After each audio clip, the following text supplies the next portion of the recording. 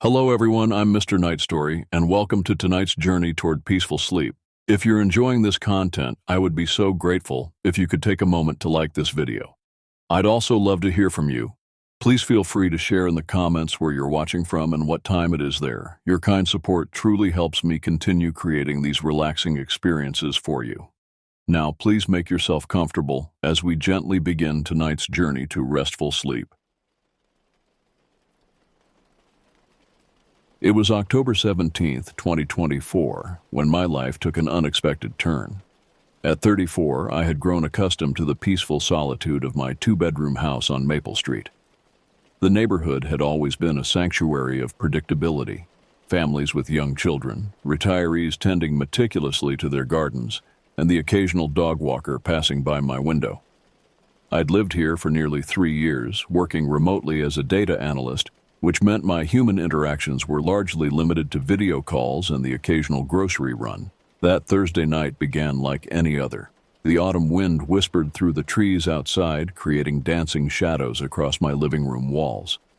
I had just finished a late dinner, leftover pasta from the night before, and was contemplating whether to start a new episode of the crime documentary I'd been watching or simply call it a night. The digital clock on my microwave read 11:42 p.m. My eyelids grew heavy as fatigue from a long day of staring at spreadsheets began to settle in. I rinsed my plate, placed it in the dishwasher, and turned off the kitchen light. The house creaked as it often did, an ordinary sound that had become as familiar as my own breathing. I checked my phone one last time, scrolling mindlessly through social media posts I didn't care about, a habit I'd been trying to break. My bedroom waited at the end of the hallway, door slightly ajar, darkness beckoning me toward the promise of rest. As I stood up from the couch, stretching my arms above my head, I heard it. The sound that would mark the beginning of my ordeal. 3 distinct knocks on my front door. The knocks were neither hurried nor particularly forceful, just 3 evenly spaced raps that seemed to reverberate through the quiet house. I froze mid-stretch, arms still raised, heart suddenly picking up pace. Who would be at my door at nearly midnight on a Thursday? I lowered my arms slowly and glanced toward the front entrance. The curtains were drawn across all windows, a habit I'd developed since moving in. Privacy had always been important to me, perhaps excessively so. The knocking did not repeat, which somehow made it more unsettling rather than less. "Just a minute," I called out, though my voice sounded foreign to my own ears. I approached the door cautiously, each step on the hardwood floor feeling abnormally loud. The distance from my couch to the entrance wasn't more than 15 feet, but it felt like crossing an endless expanse. When I reached the door, I hesitated, my hand hovering over the deadbolt. A thought flashed through my mind: I should check who it is first. The peephole offered a distorted fisheye view of my front porch. The yellow porch light illuminated the concrete steps, the small potted plant I'd placed there months ago and had somehow managed to keep alive, and nothing else. No person waited outside. The walkway leading to the street was empty. Confusion replaced fear momentarily. Had I imagined the knocking? No, it had been too distinct, too deliberate. Perhaps they had walked away already. But why knock and leave? I turned the deadbolt and opened the door just enough to peer out. Cool night air rushed in, carrying the scent of wet leaves and distant wood smoke. My eyes scanned left and right, but the darkness beyond my porch light revealed nothing unusual. I opened the door wider and stepped onto the porch, the concrete cold against my sock-covered feet. That's when I saw it. A white envelope resting precisely in the center of my welcome mat. It was unremarkable in appearance, the kind available at any office supply store. No name, no address, no identifying marks of any kind adorned its surface. I reached down and picked it up. It was lightweight, containing what felt like a single sheet of paper. The flap wasn't sealed, merely tucked in. I looked around once more, squinting into the darkness beyond my property line. The street was quiet. Not even the occasional passing car disturbed the stillness. With the envelope in hand, I retreated inside, locking the door behind me. Deadbolt, chain, and the additional slide lock I had installed shortly after moving in. Security had always brought me comfort. Sitting at my kitchen table, I stared at the envelope for several long moments. The paper felt ordinary between my fingers, yet its presence was anything but. Finally, I worked up the courage to open it, extracting a single sheet of paper folded in thirds. The handwriting that greeted me was jagged and irregular, as if written in great haste or by someone whose hands were shaking uncontrollably.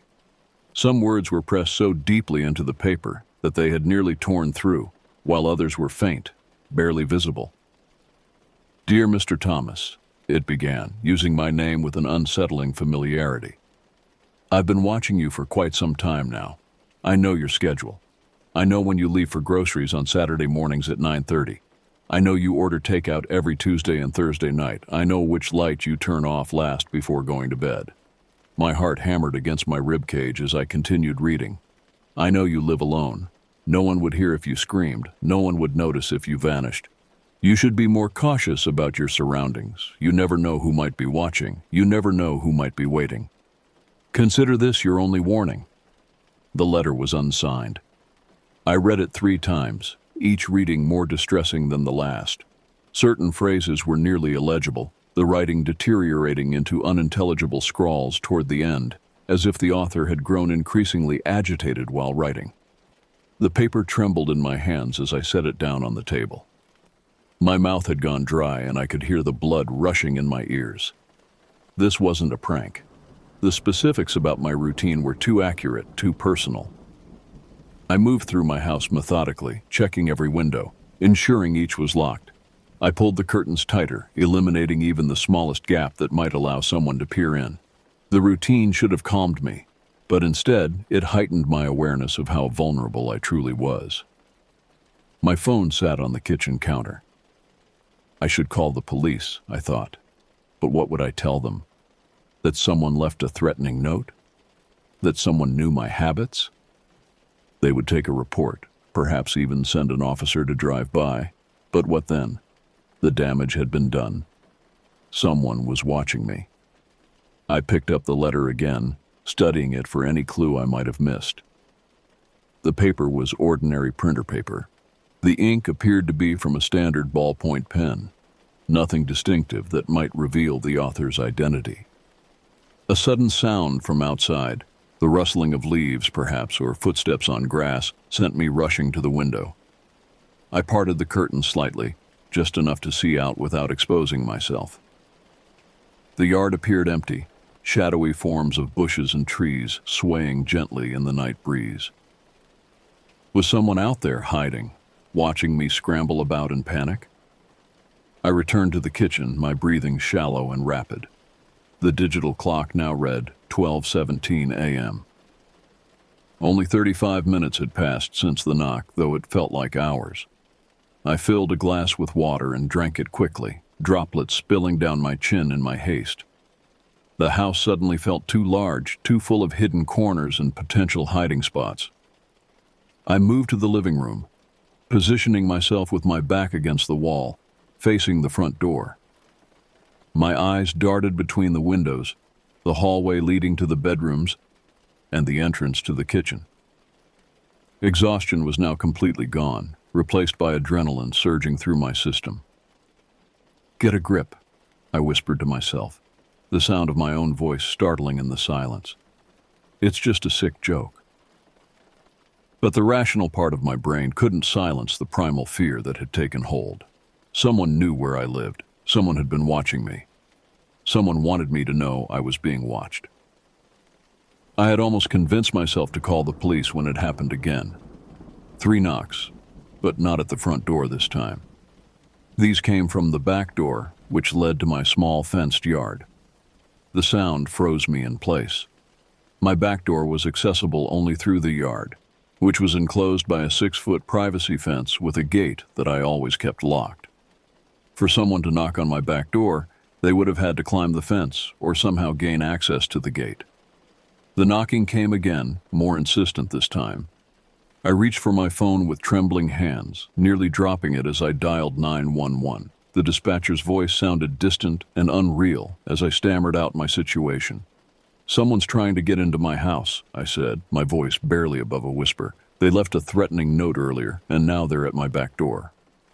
The dispatcher assured me officers would be dispatched immediately. She wanted me to stay on the line, but I couldn't bear sitting still. I moved quietly through the house, away from the back door, into the hallway. The bathroom had no windows. It would be the safest place to hide until help arrived.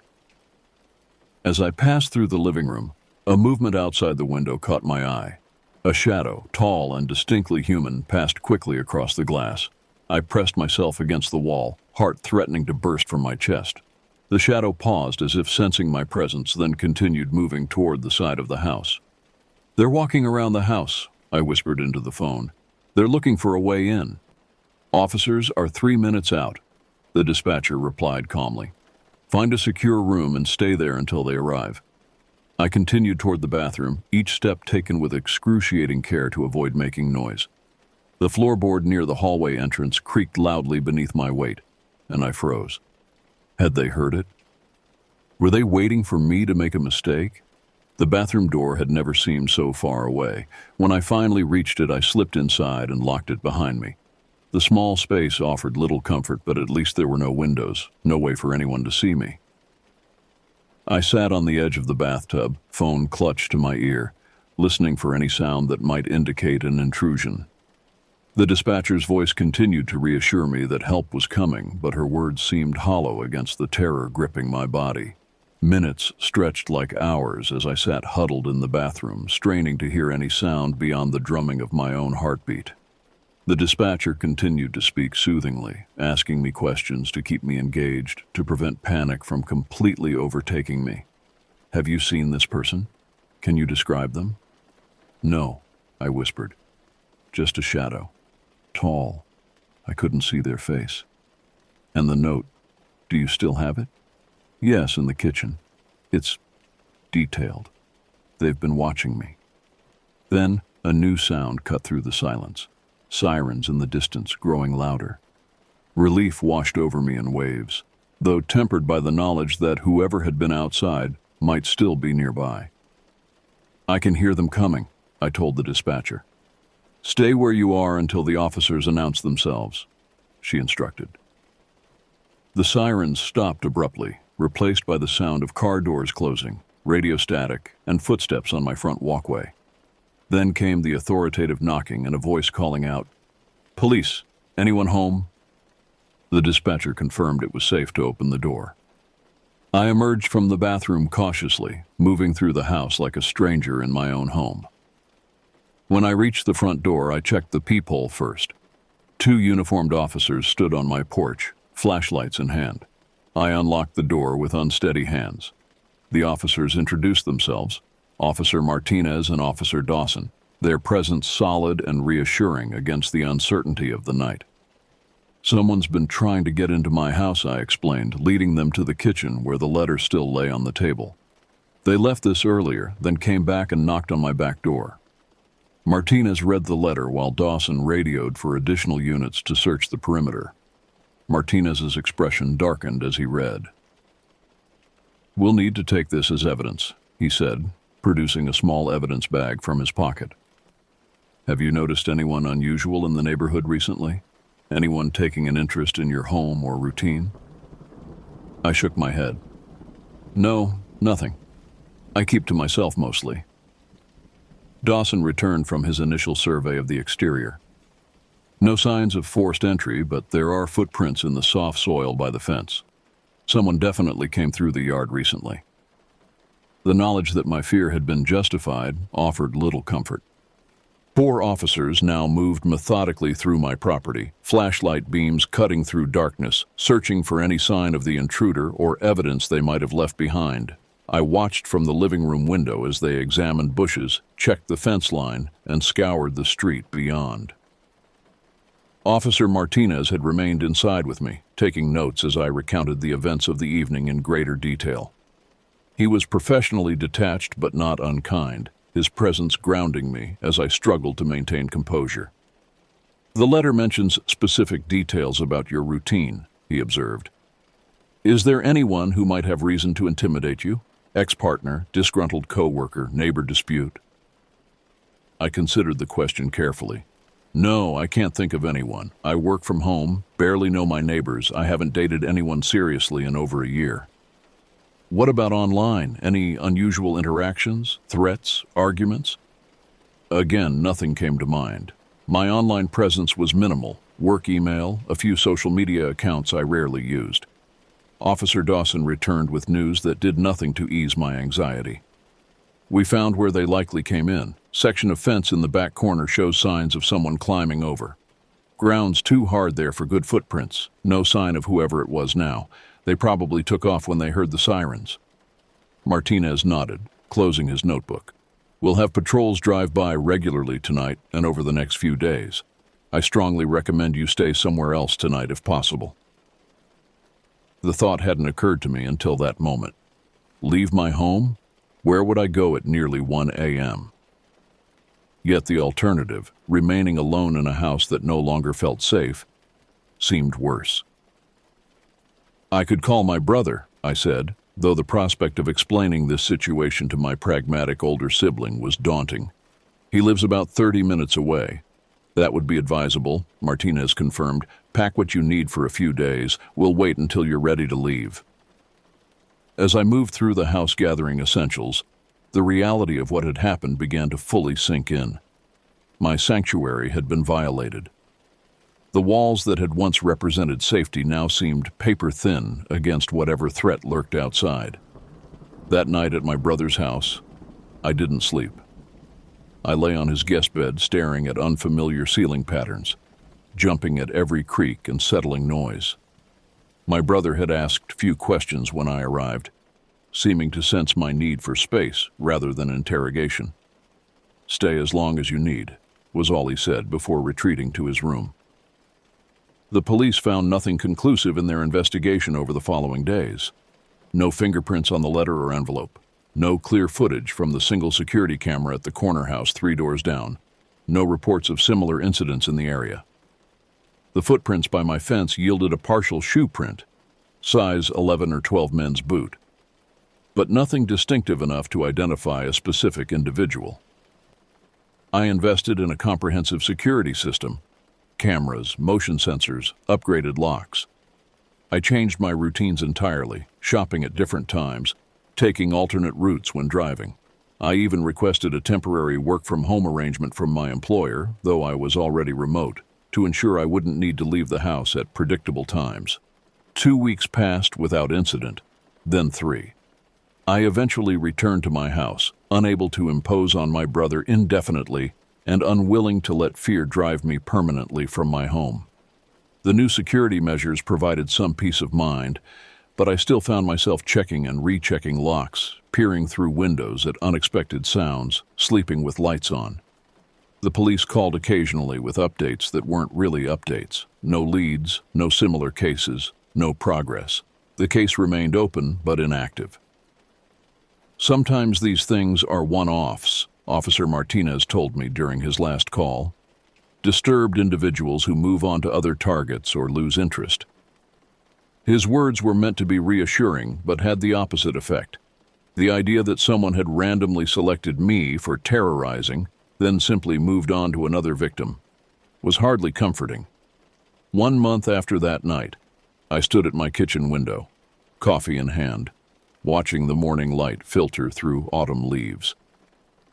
I had begun to believe I might eventually reclaim some sense of normalcy, that the incident might fade into an unpleasant memory rather than an ongoing nightmare.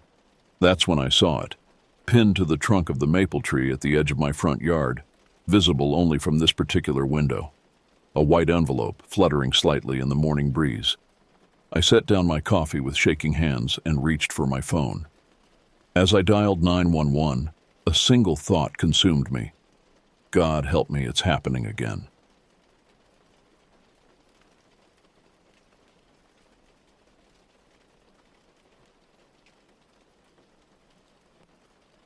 I never considered myself the anxious type. At 32, I'd grown accustomed to the subtle noises of our woodland home, the way branches scraped against windows during storms, how the old water heater groaned in the basement, the occasional skittering of wildlife across our roof. My husband Derek and I had purchased this rustic two-story cabin 5 years ago, drawn to its isolation at the fringe of Millbrook. Though technically part of a larger town, our property sat nestled among ancient oak and pine trees, creating the illusion of wilderness, despite neighbors being just 500 feet away. The cabin exuded personality with its weathered cedar exterior and spacious wraparound porch.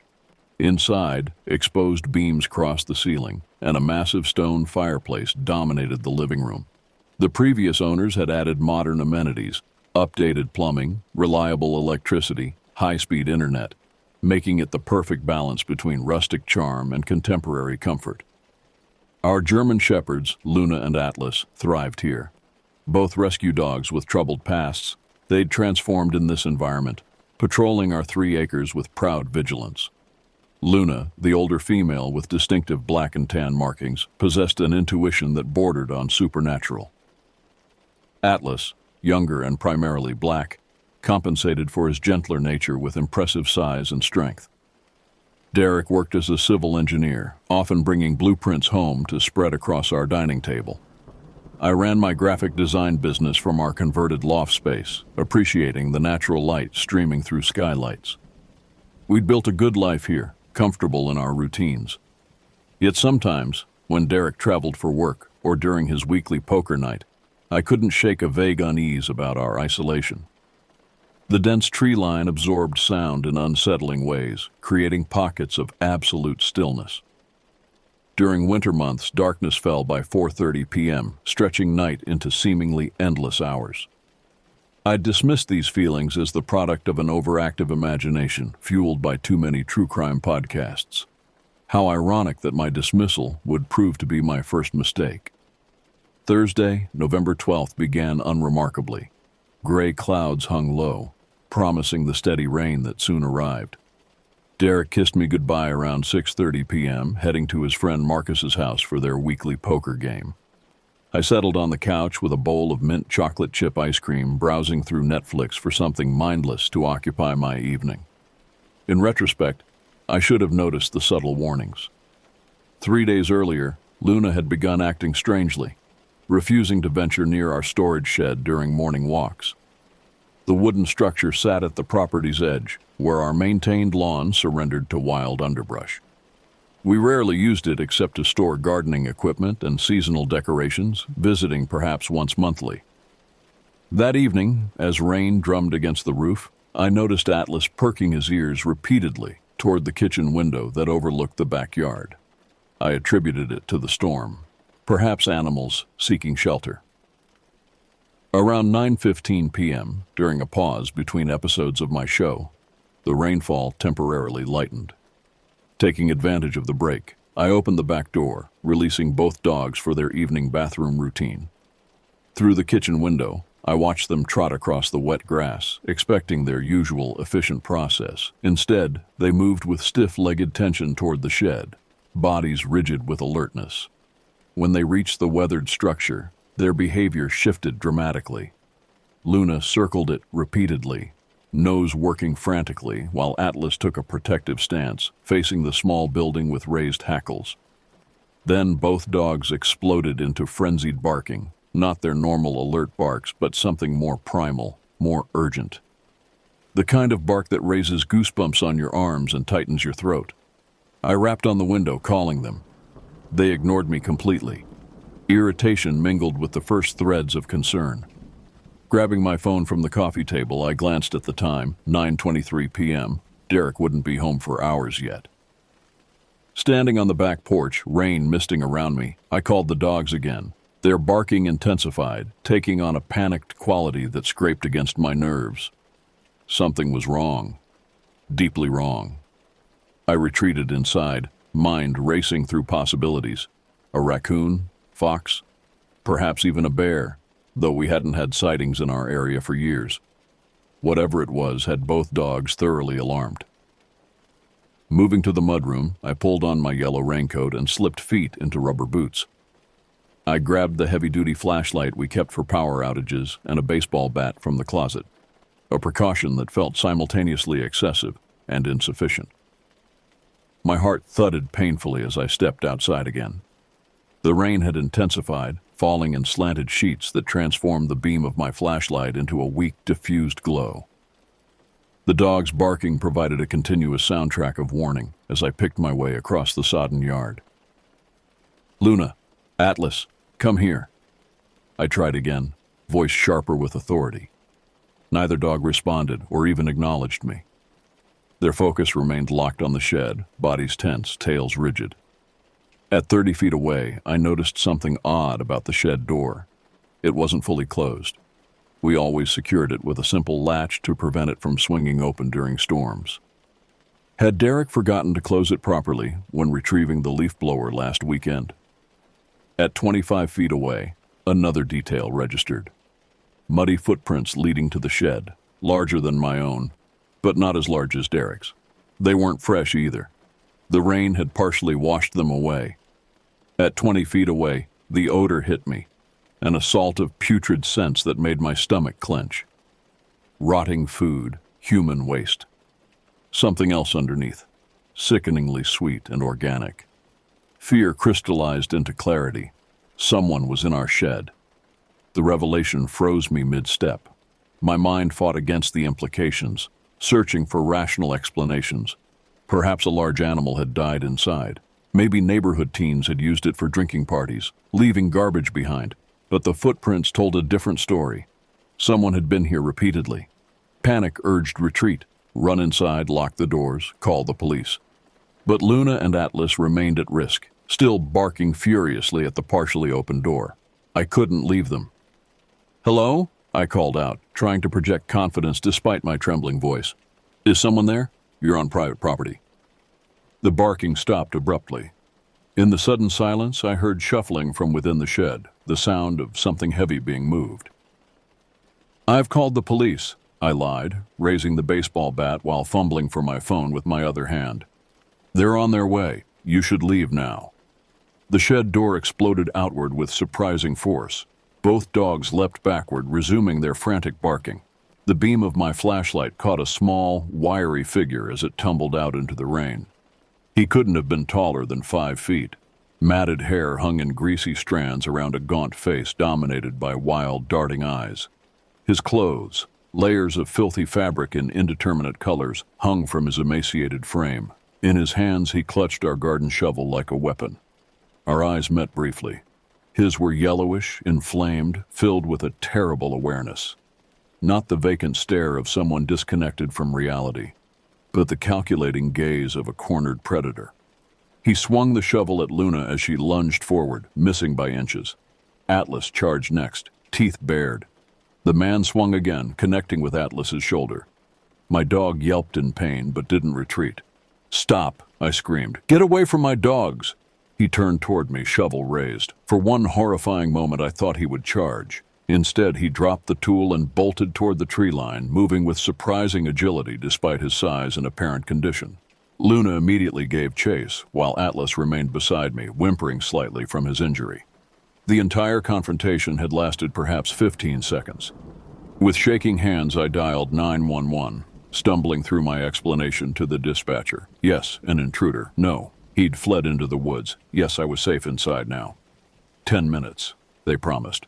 Officers would arrive in 10 minutes. Next, I called Derek. The background noise of laughter and chips clacking stopped abruptly when he heard the panic in my voice. He promised to leave immediately.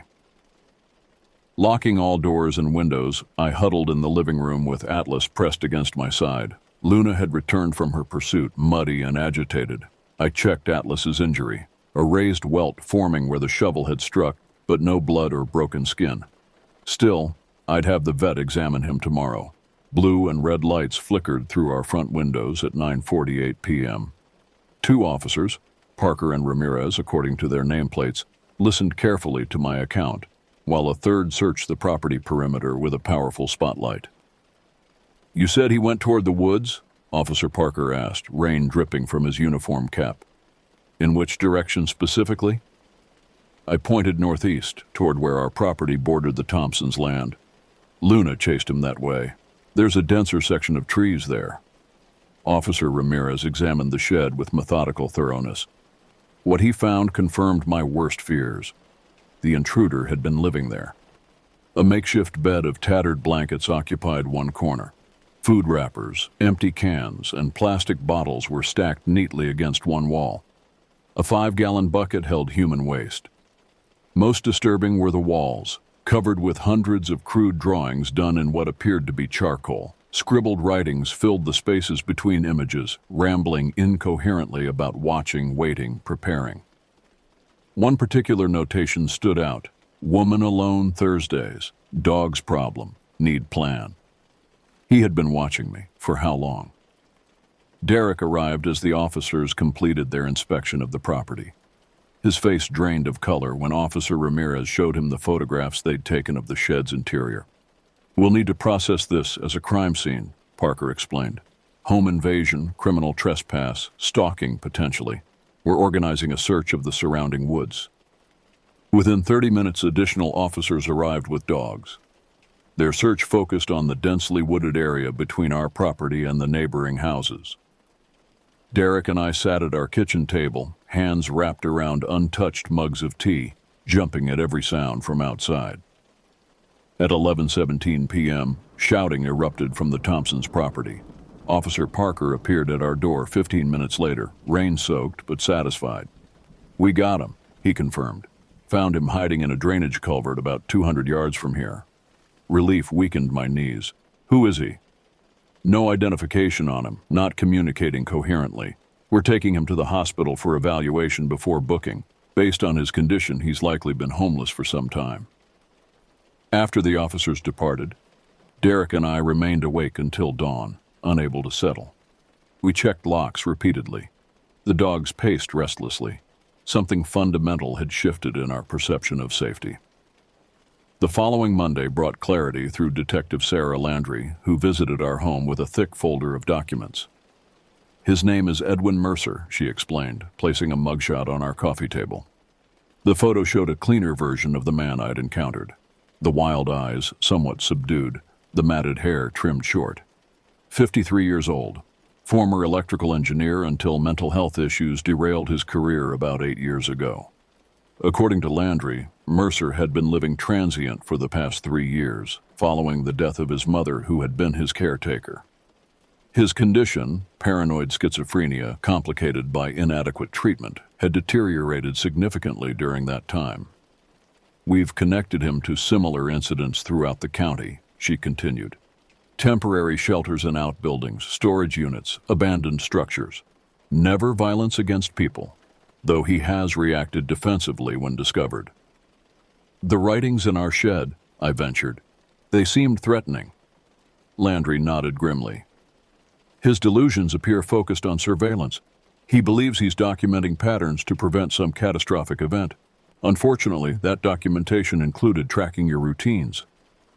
She slid several photographs across the table. Other sheds, garages, even a children's playhouse, all contained the same distinctive wall coverings, obsessive writings, crude drawings, evidence of someone watching and waiting. "Will he go to prison?" Derek asked. "More likely a secure psychiatric facility," Landry replied. "His mental health evaluation shows severe illness requiring long-term treatment. He's not competent to stand trial currently." The revelation brought mixed emotions: compassion for a man failed by mental health care systems, yet lingering fear knowing he had watched our home for weeks, possibly months, documenting our movements, planning around our schedules. In the weeks that followed, we implemented changes. Motion-activated security lights illuminated every approach to our home. Cameras monitored the property perimeter. We installed deadbolts on all exterior doors. The shed itself we emptied, disinfected, and ultimately dismantled. Sleep came reluctantly, interrupted by nightmares and phantom sounds. I began working from Derek's office in town 3 days weekly, suddenly claustrophobic in the formerly comfortable loft. Our property no longer felt like sanctuary, but became something to defend against invisible threats. The Thompsons installed their own security system, then the Morellis. Soon the entire neighborhood became a network of surveillance. Texts exchanged about unfamiliar vehicles. Calls when something seemed amiss. What had once been friendly distance transformed into vigilant community. Luna's behavior changed most dramatically. Always alert, she now patrolled with obsessive dedication, particularly the area where the shed had stood. Atlas remained by my side constantly, pressing against my leg whenever anxiety tightened my chest. "We could move," Derek suggested one evening, 6 weeks after the incident. "Find some place in town, more neighbors around." The suggestion tempted me. Yet something rebellious stirred beneath my fear. Outrage that one disturbed man had so thoroughly disrupted our lives, had poisoned our relationship with our beloved home. "No," I decided finally. "I won't let him take this from us." That night, I stood on our porch alone, watching darkness settle among the trees. The woods that had seemed menacing now appeared simply indifferent, neither malevolent nor protective, merely existing alongside us. The natural world harbored dangers certainly, but also beauty and peace. The true threat had been human desperation and illness, not lurking shadows or sinister forests. I whispered a quiet prayer, thanking God for our safety and for the intuition of our dogs. Had Luna not sensed something wrong, had Atlas not stood his ground despite injury, the outcome might have differed terribly. 5 months have passed now. The security measures remain, but their presence has faded into background normalcy. Sleep comes easier. The dogs still alert to sounds in the night, but their reactions lack previous intensity.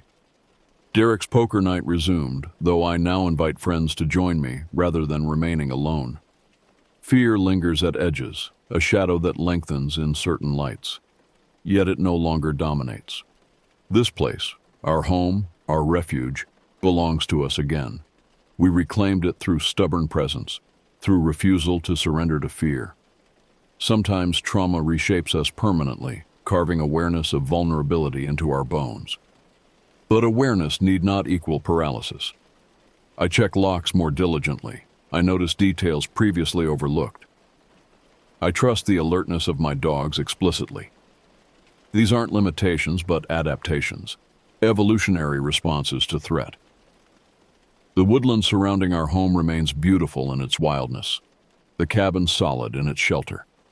We continue forward, changed but undefeated, having learned that safety exists not in perfect security, but in resilience, in knowing that whatever comes, we can face it together.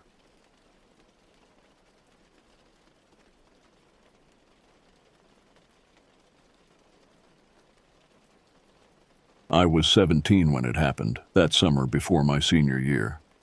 My parents had decided to take a weekend trip with some friends to a lakeside cabin, leaving me alone to maintain the fortress that was our modest suburban home. It wasn't anything special. 3 bedrooms, 2 bathrooms, and a backyard that backed up against a small wooded area. But for 48 hours, it was all mine. "Remember to lock all the doors," Mom said, her keys jingling in hand as she stood at the threshold. Dad loaded the last of their bags into the trunk of their sedan. "I know, Mom," I said, rolling my eyes with the practiced indifference of adolescence. "And don't forget to set the alarm, yes. I've got it covered." She kissed my forehead, and Dad gave me a firm pat on the shoulder. "Call if you need anything," he said, his usual gruff affection showing through. "Mrs. Henderson next door will check in tomorrow." I watched their taillights disappear down the street, an unexpected hollowness settling in my chest. I'd been looking forward to this solitude for weeks, freedom to play video games at full volume, eat whatever I wanted, stay up as late as I desired. Yet as I turned back to face the empty house, the silence felt heavier than anticipated. I spent that first day exactly as planned, ordering pizza, playing PlayStation until my thumbs ached, and watching horror movies that Mom would never approve of. The first night passed without incident. I slept deeply, sprawled across my bed in peaceful solitude. It wasn't until the second night that everything changed. Friday stretched lazily before me. I cleaned up a bit, not wanting to face my mother's disappointment if she returned to a disaster zone. I texted friends, contemplated inviting them over, but ultimately decided against it. This was my time, my space. I wanted to savor it. As darkness fell, I settled in for another night of gaming. The hours melted away until my eyes grew heavy, the digital clock on my nightstand blinking 2:17 a.m. when I finally powered down the console. The house had cooled as night deepened, and I shuffled through my evening routine with heavy limbs, eager for sleep. I turned off all the lights except the small lamp in the hallway, a concession to the unexpected darkness that seemed to press against the windows. My bedroom was at the back of the house, with a large window overlooking the yard and the woods beyond. I climbed into bed, pulled the covers to my chin, and closed my eyes, drifting quickly toward unconsciousness. The sound was so faint at first that I thought I'd imagined it. A gentle tap against glass. I opened my eyes, staring at the ceiling, listening. Nothing.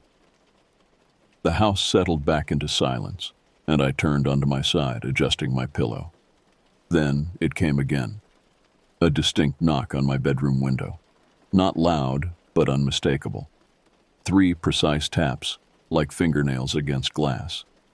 I froze, my breath catching in my throat. The digital clock now read 2:43 a.m. I waited, ears straining in the darkness. Had it been a branch? A bird confused by its reflection? The rational explanations tumbled through my mind, each less convincing than the last. Minutes passed in tense silence. My heartbeat gradually slowed, and I exhaled deeply. Just the house settling, I whispered to myself, the sound of my voice oddly comforting in the darkness. I closed my eyes again, forcing my muscles to relax. I was nearly asleep when the knocking returned, louder this time, deliberate, insistent. I sat upright, fully awake now, eyes fixed on the window.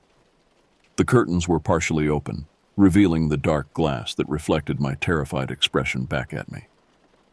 Beyond my reflection was the deeper darkness of the yard. As I stared, something moved. A shadow passing across the glass, too quick and too large to be a branch or an animal. I reached for my phone with trembling fingers, turning on the flashlight and pointing it toward the window. The beam illuminated nothing but the empty glass and the night beyond. Yet I was certain of what I'd seen, a human shape, ducking out of sight. I called out, voice cracking, "Hello? Is someone there?" Immediately, I regretted making any sound at all. If someone was outside, I'd just confirmed the house was occupied. The silence that followed was oppressive, broken only by my ragged breathing. I slid out of bed, keeping low, and crawled to the bedroom door. From there, I could see down the hallway to the living room at the front of the house. The lamp cast weak, yellow light across the furniture, creating deeper shadows in the corners.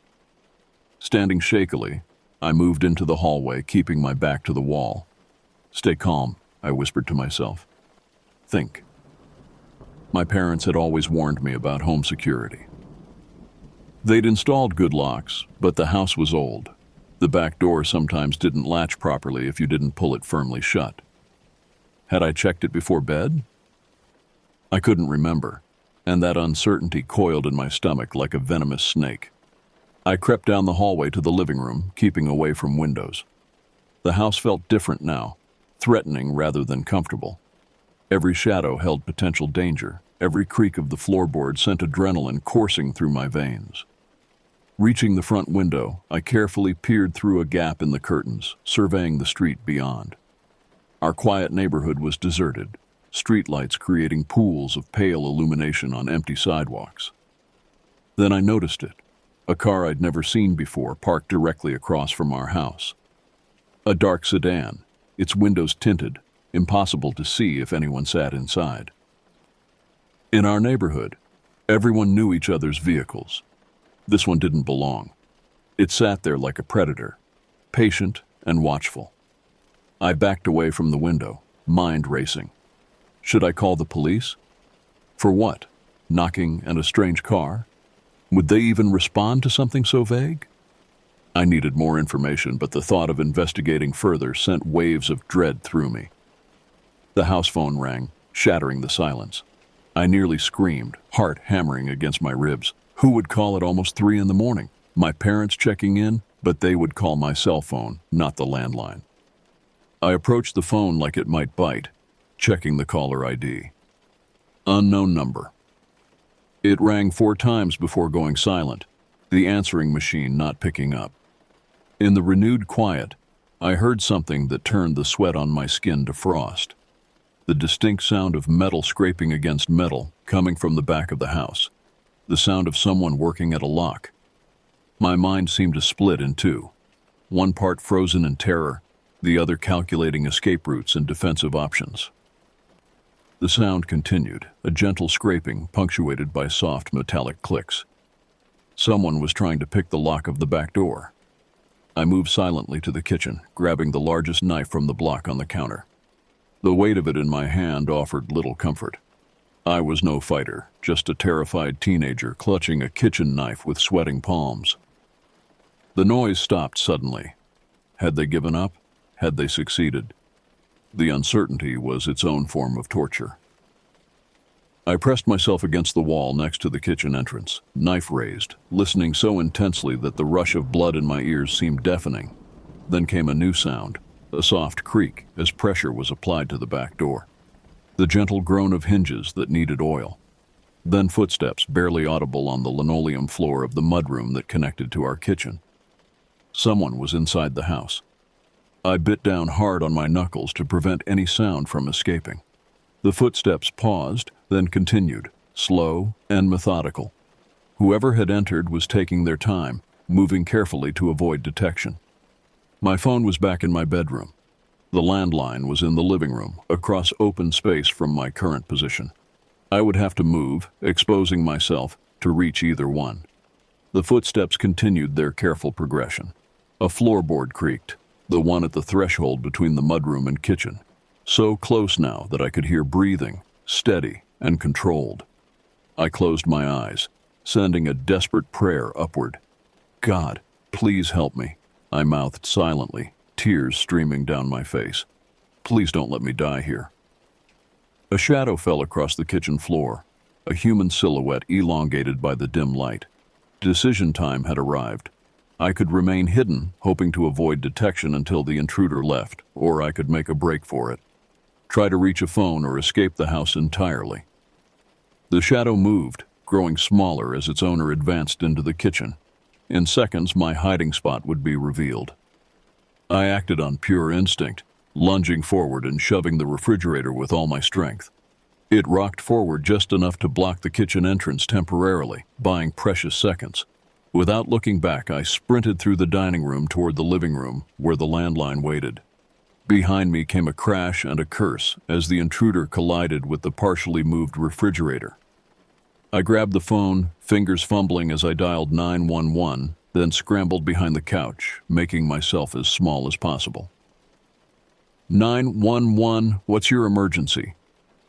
The operator's calm voice was like a lifeline. Someone's broken into my house, I whispered, voice quavering. I'm alone. He's inside. Please hurry. I gave my address, listening for the intruder's movements.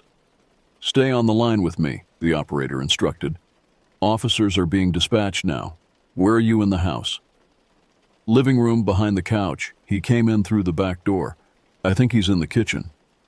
Is there anywhere more secure you can go? A room with a lock? I considered the bathroom, the only interior door with a reliable lock. But to reach it, I'd have to cross exposed space. No, I whispered.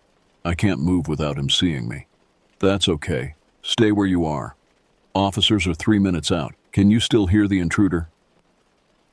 I strained to listen. The house had fallen eerily silent. I don't know where he is, I breathed, the uncertainty somehow worse than knowing. Then came the sound of drawers being opened and closed in the kitchen. Methodical searching. What was he looking for? He's still here, I confirmed, in the kitchen, going through drawers. Police are almost there, the operator assured me. Just stay hidden and stay on the line. The seconds stretched into eternities as I huddled behind the couch, knife clutched in one trembling hand, phone in the other. The sounds from the kitchen continued, drawers opening, cabinets being searched, then footsteps, moving toward the dining room, coming my way. The distant wail of sirens pierced the night, growing steadily louder.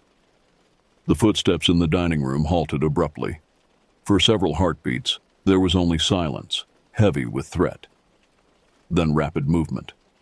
The footsteps retreating, no longer careful but urgent, racing back through the kitchen. The back door slammed. I remained frozen, unable to process that the immediate danger might have passed. "The police are here," the 911 operator confirmed in my ear.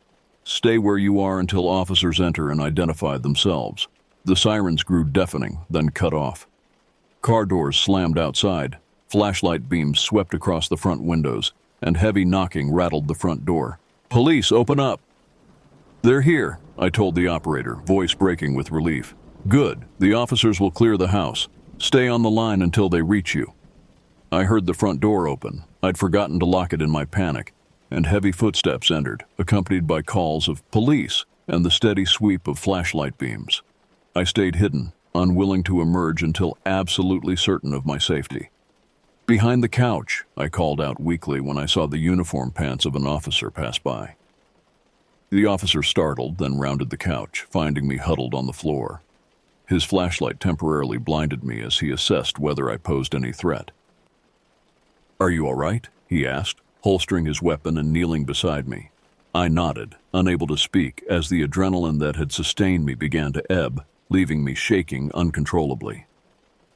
"House is clear," called another officer from the kitchen. "Back door was open. Got boot prints in the mud outside heading toward the woods."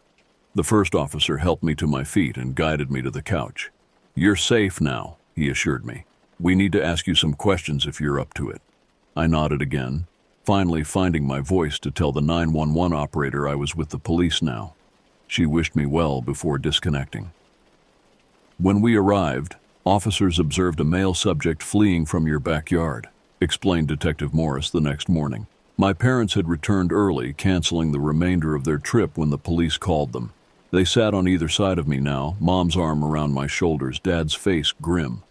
The vehicle parked outside belonged to him," the detective continued. "We were able to identify the suspect from the registration. Timothy Reeves, age 34, recently paroled after serving 5 years for burglary." "Did you catch him?" Dad demanded. The detective nodded. "About an hour after the initial call, he was hiding in the wooded area 2 blocks over. Had your house keys on him." "Our keys?" Mom gasped. "How is that possible?" "That's what I wanted to discuss," Detective Morris said gravely. "Reeves was employed by a local house cleaning service until 3 weeks ago. We believe he made copies of customers' keys while working in their homes." I remembered now. The cleaning service that had come through our house last month. The friendly man who had complimented my gaming setup while vacuuming my room. Had he been studying our house? Planning his return? "We found a list in his car," the detective continued. "Addresses of homes where the occupants would be away. Your address was on that list, with this weekend's dates noted." The implication hung heavy in the air. This hadn't been random. He'd known I would be alone. What was he after?" I asked, voice small. Detective Morris looked uncomfortable. "Based on his previous conviction pattern and items found in his possession, he targeted homes with teenagers left alone. We found restraints in his vehicle. My mother made a strangled sound beside me, pulling me tighter against her. Dad stood, pacing with barely contained fury. "Thank God you heard him," Mom whispered, stroking my hair. "Thank God you called for help." Yes, thank God indeed. If I hadn't heard those knocks at my window. If I'd slept through his entry. I couldn't complete the thought. That night, as my parents checked the locks for the 5th time and discussed installing a security system, I lay awake in my bed, staring at the window. The glass had been replaced with a thicker pane that afternoon, the locks upgraded. Dad had installed motion sensor lights in the backyard. Mom had hung new, heavier curtains, but none of it mattered. The safety I'd once felt in this house had vanished like morning mist. Every creak, every shadow, every gust of wind against the windows sent fear coursing through me. I knew the facts. He was in custody, facing significant prison time.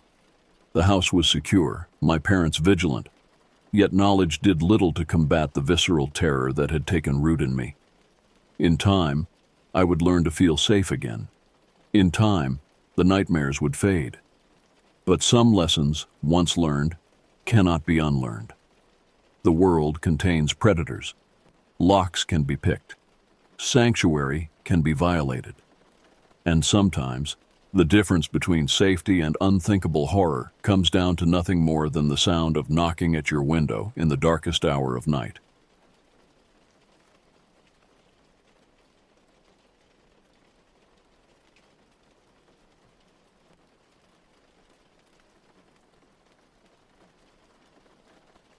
It began in the autumn of 2019, when the leaves in our small town of Pine Creek turned crimson and gold. The air carried that distinct chill that settles into your bones and makes you long for warmth. I had just ended a 3-year relationship with Michael, my high school sweetheart. We had grown apart, as often happens when adolescence gives way to adulthood, our paths diverging in ways neither of us anticipated. The breakup itself wasn't dramatic. We simply acknowledged that what we once had was no longer there. What followed, however, set in motion a series of events that would forever alter my perception of reality. 2 weeks after our separation, Michael began dating Veronica Reyes. In our town of barely 5,000 residents, news traveled fast. Veronica had moved to Pine Creek from somewhere in New Mexico the previous year and quickly established a reputation. She lived alone in a weathered Victorian house at the edge of town that had belonged to her grandmother. The locals whispered about her, calling her eccentric at best and dangerous at worst. Veronica openly practiced what she called the old ways. She referred to herself as a bruja or sometimes a lacusa, a shapeshifter from Hispanic folklore. Most people dismissed her claims as attention-seeking behavior, but there was something about her that made even skeptics uncomfortable. Her eyes, deep brown with flecks of amber, seemed to hold knowledge beyond her years. When she looked at you, it felt as though she was examining something beneath your skin. I first met her at the local grocery store where I worked part-time. She would come in every Thursday evening, always purchasing the same items: candles, certain herbs, butcher's meat, and milk. She rarely spoke but would acknowledge me with a slight nod. After she began dating Michael, those nods transformed into something resembling a smirk. "She's just trying to get under your skin," my coworker Denise insisted. "Don't let her." But something about Veronica's presence lingered. It wasn't jealousy. Michael and I had ended things amicably, but a sense of unease that intensified whenever she was near. By November, stories about Veronica's midnight gatherings circulated throughout town. People reported strange lights from her house and the sound of chanting carried on the wind. Most disturbing were the rumors about her pets. Veronica kept numerous cats, at least 7 when I first became aware of them, but they had a tendency to disappear or die under mysterious circumstances. "That's the 5th one this year," Denise whispered one afternoon when Veronica came in to buy cat food. "The veterinarian's son told me she brought in her latest one last week. Perfectly healthy cat suddenly dead with no explanation." Anyone familiar with cats knows they're resilient creatures. For 5 to die within 12 months under one person's care seemed beyond coincidental. Some speculated she was experimenting on them. Others whispered darker theories. I tried to distance myself from the gossip, focusing instead on building my new life without Michael. I had started dating James, who worked as a mechanic at his father's garage. James was pragmatic, grounded, and entirely uninterested in town gossip or supernatural speculation. His presence in my life felt like a counterbalance to the strange undercurrents that seemed to be swirling around Pine Creek. But despite my attempts to move forward, I couldn't shake the feeling that something was watching me, waiting for the precise moment to reveal itself. The first incident occurred in early December. I was closing the grocery store alone, something I'd done countless times before without incident. As I locked the front door, the parking lot lights flickered momentarily. When they stabilized, I glimpsed a figure standing at the edge of the lot, partially obscured by shadow. "Hello?" I called out, my voice sounding small against the vastness of the empty lot. The figure didn't respond but seemed to shift slightly. I couldn't discern its features, but something about its proportions seemed wrong. The head too large for the body, the arms too long. I blinked, and it was gone. I dismissed the experience as fatigue. The holiday season meant longer hours and increased stress. But in the following weeks, similar occurrences multiplied. Objects in my apartment moved when I wasn't looking. The distinct sensation of being watched intensified when I was alone. Twice I woke to find my bedroom window open, despite having closed it before sleeping. James attributed these events to forgetfulness or imagination. "You're working too hard," he'd say, his practical nature unable to accommodate the possibility of something inexplicable. In mid-December, I encountered Veronica at the local coffee shop. She sat alone in the corner, a leather-bound journal open before her. Our eyes met across the room, and she motioned for me to join her. Against my better judgment, I did. "How have you been sleeping?" she asked without preamble, her gaze intense. "Fine," I lied, unsettled by the question. "Interesting." She closed her journal. "Your energy is disturbed. Something has noticed you." "What does that mean?" I asked, trying to keep my voice steady. She smiled thinly. "We live in a world where the seen and unseen coexist. Most people go their entire lives without encountering the latter. You, however, have caught attention. Is this because of Michael? Are you threatening me?" Veronica laughed, a sound like glass breaking. "This has nothing to do with him. This is much older than any relationship. But be careful. Recognition goes both ways. Once you see it, it sees you more clearly, too." She gathered her belongings and left before I could respond, leaving me with a sensation of dread that settled in my stomach like a stone. That evening, I discovered my cat, Milo, sitting rigidly on my windowsill, staring into the darkness outside. His fur stood on end, and a low growl emanated from his throat. When I approached, he hissed, something he had never done before, and fled under the bed, refusing to emerge for hours. The following morning, I found strange markings in the dirt beneath my bedroom window. They resembled footprints, but were oddly shaped, too narrow, with what appeared to be 4 digits instead of 5. James insisted they were probably raccoon tracks, but they didn't match any animal prints I'd ever seen. As December progressed, more people in town reported unusual experiences. Dogs refused to walk down certain streets. Children spoke of seeing a tall shadow person watching them from the trees near the elementary school. 3 more cats disappeared from homes near Veronica's house. The town's collective anxiety grew, though most attributed it to winter's gloom or the pressure of the approaching holidays. I knew better. Something had changed in Pine Creek, and somehow I sensed it was connected to me. The dream came on the winter solstice, the longest night of the year. I had fallen asleep on my living room couch while watching television. The transition from wakefulness to dreaming was seamless, so much so that at first I didn't realize I had crossed the threshold. In the dream, I stood at the edge of a forest I recognized as the woods beyond Pine Creek. The trees were barren, their branches reaching toward a moonless sky like skeletal fingers. The air felt dense, resistant, as if I were moving through water rather than atmosphere. From the darkness between the trees, Veronica emerged. She wore a long white dress that seemed to glow with its own light. Her hair, usually pulled back, hung loose around her shoulders. But her face was what triggered the first jolt of true fear. Her features were hers, but somehow altered. Her eyes had expanded, consuming too much of her face, and reflected light like an animal's. Her mouth stretched wider than humanly possible, revealing teeth that appeared too numerous and too sharp. "I tried to warn you," she said, her voice layered with other sounds, rustling leaves, distant whispers, the cry of an owl. "But you weren't listening." "Warn me about what?"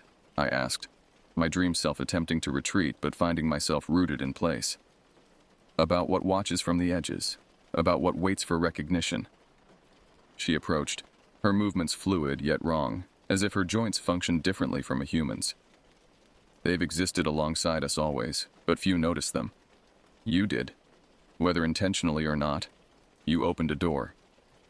"I don't understand," I said, panic rising in my chest. Veronica stopped inches from me. I could smell something on her breath, a strange metallic scent like old pennies. "Understanding isn't required for participation. You're part of it now. The Watcher has chosen you, and there's no undoing that connection." She reached out, her fingers elongating as they approached my face. "It wears many forms. sometimes mine, sometimes others. But its true appearance, well, few witness that and remain unchanged. Her hand touched my cheek, and her skin felt cold and textured like snake scales. Listen carefully. When it comes, and it will come, don't acknowledge it. Don't speak to it. Don't whistle back. Whistle back? I repeated, confused. Veronica's face contorted into an expression of malevolent glee. Yes, it calls to those it selects, a sound like human whistling, but hollow, empty.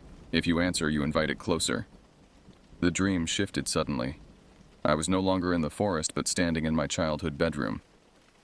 Veronica was gone. Instead, a shadow stretched across the wall, a silhouette that resembled nothing human. It moved independently of any light source, growing larger until it covered the entire wall. From within the darkness came a whistling sound. 3 descending notes, followed by 2 ascending. The shadow began to peel itself from the wall, gaining dimension, reaching toward me. I woke with a violent start, my heart hammering against my ribs. Sweat had soaked through my clothes despite the winter chill. The television still played, casting blue light across my living room. Everything appeared normal, yet I couldn't shake the feeling that something fundamental had changed. The dream felt not like a product of my subconscious, but a message. A warning delivered with deliberate intent. I reached for my phone, checking the time. 3:33 a.m. The witching hour, as my grandmother would have called it. Without fully understanding why, I knew I needed to talk to my mother. Not my father, who would dismiss my concerns, nor James, whose practical nature couldn't accommodate the inexplicable. My mother had always been more receptive to the possibility that reality extended beyond what could be easily explained. I texted her, "Need to talk. Important. Tomorrow morning?" Her reply came surprisingly quickly for such a late hour. "Everything okay? Meet me at 9. I spent the remainder of the night with every light in my apartment illuminated, unable to close my eyes again until dawn broke the darkness. The following morning arrived with an oppressive gray sky that threatened snow. My mother called shortly after 8, suggesting we meet away from home. "Your father's working on his hobby projects today," she explained. "We'll have more privacy elsewhere." We agreed to meet at a gas station convenience store several miles from our subdivision, neutral territory where we could speak freely. I arrived first, purchasing 2 coffees and claiming a small table near the window. When my mother entered, I immediately noticed her concerned expression. "You look terrible," she said, sliding into the seat across from me. "What's happened?" I recounted everything, the strange occurrences around town, my uncomfortable encounter with Veronica, and finally, the vivid dream that had prompted our meeting. My mother listened without interruption, her face growing increasingly grave. The dream felt real, I concluded, like she was actually communicating with me, not just some figment of my imagination. My mother was silent for several moments, turning her coffee cup slowly between her palms. Finally, she spoke, her voice low.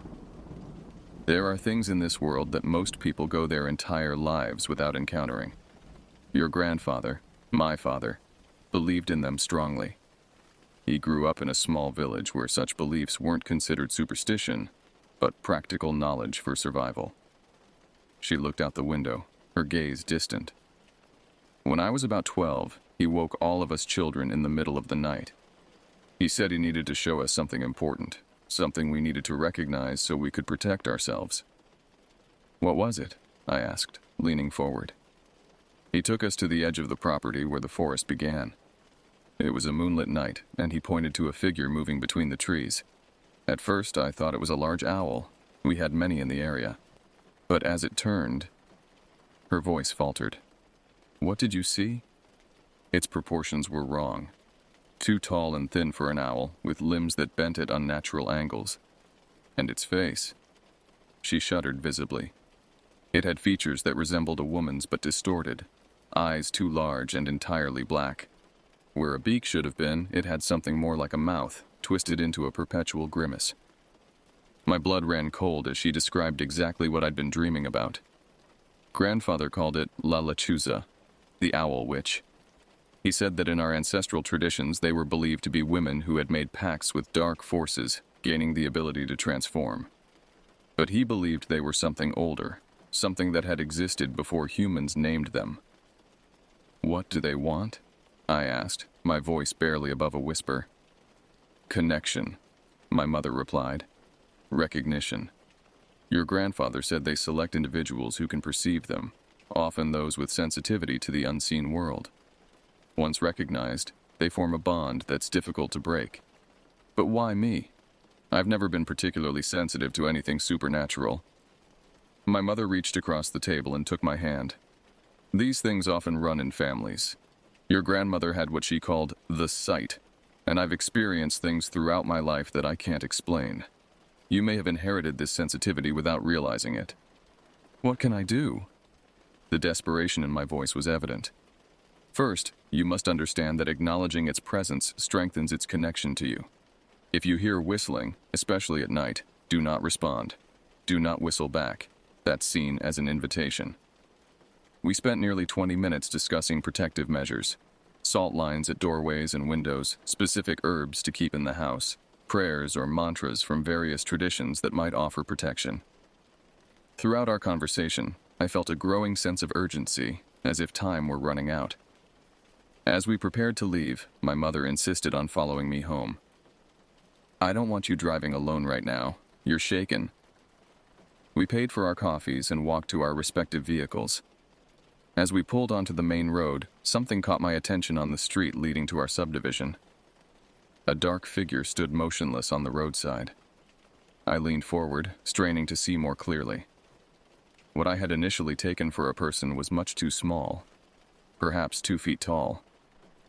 As we approached, the figure turned toward our passing car. What faced me defied rational explanation. It had the general shape of an owl, but stood upright on what appeared to be thin, jointed legs. Its wings, folded against its body, resembled arms ending in claw-like hands. But it was the face that caused me to gasp in horror. The creature had pale, almost translucent skin stretched over vaguely human features.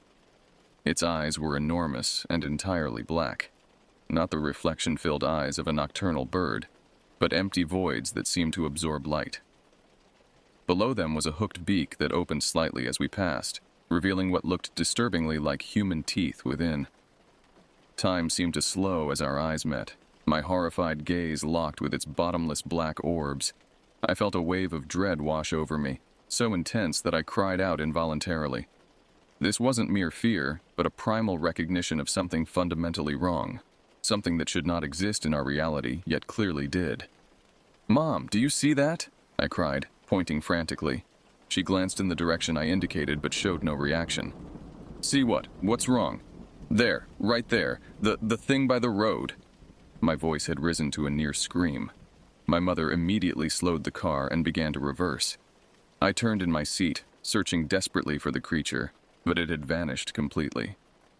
The roadside stood empty, showing no signs of disturbance. We sat in silence for several minutes, the car idling as I explained what I had seen. My mother's face had gone pale. "It's happening faster than I thought," she said quietly. "It's showing itself to you directly now." "But why couldn't you see it?" I demanded, still trembling. "Because it's not choosing me," she replied simply. "It's chosen you." The next several days passed in a blur of anxiety and research. I called in sick to work, unable to face normal interactions while my understanding of reality was crumbling. James came by daily, bringing food and offering practical support despite his skepticism. "Maybe you should talk to someone professional," he suggested gently after I flinched at a shadow cast by a passing car. "There's no shame in getting help for anxiety." I couldn't explain that what I was experiencing went beyond anxiety. How could I make him understand that the boundary between our world and something else had become permeable in my presence? Instead, I channeled my energy into research. I spent hours online, searching for information about owl women, shapeshifters, and entities that whistle in the night. The results were both illuminating and terrifying. Across multiple cultures and continents, similar entities appeared in folklore. La Lechuza in Mexican tradition, the Strix in ancient Roman mythology, the Lilith of Hebrew texts, all shared characteristics with what I had seen. Women who transformed into owl-like creatures, often as punishment or through dark pacts. Beings that lured their victims with whistling sounds or called their names in familiar voices. One account from a small town in northern Mexico particularly chilled me. My grandfather told us never to answer when we heard whistling at night. A man in his village did. They found him 3 days later in the forest. His body was intact but empty, as if something had hollowed him out from the inside. Another report from Arizona described a woman's encounter. It perched on my roof for 3 nights. Each night it would scratch at the shingles and whistle. 3 descending notes, then 2 ascending. On the 3rd night it spoke my name in my mother's voice. I almost opened the window before I remembered my grandmother's warning. The pattern was clear. These entities, whatever they truly were, selected individuals, made their presence known gradually, and then attempted to establish deeper contact. Those who responded or acknowledged them faced consequences ranging from persistent haunting to disappearance or death. By the 3rd day of my research, physical symptoms began to manifest. I developed a persistent headache centered behind my eyes. Sounds became unnaturally amplified. The hum of the refrigerator, the tick of the wall clock, the rustle of trees outside my window all seemed to carry hidden messages. Most disturbing was the sensation of being continually observed, even in the most private moments. On the 4th night, I received a text from Michael, something unusual since we rarely communicated after our breakup.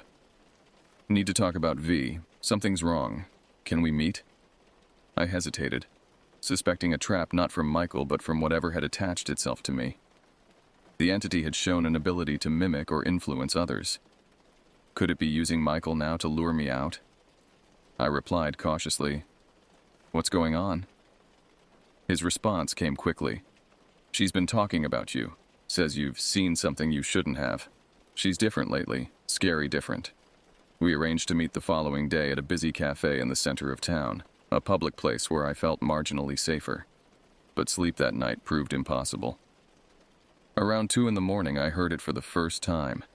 From somewhere outside my bedroom window came a distinct whistling, 3 descending notes followed by 2 ascending ones.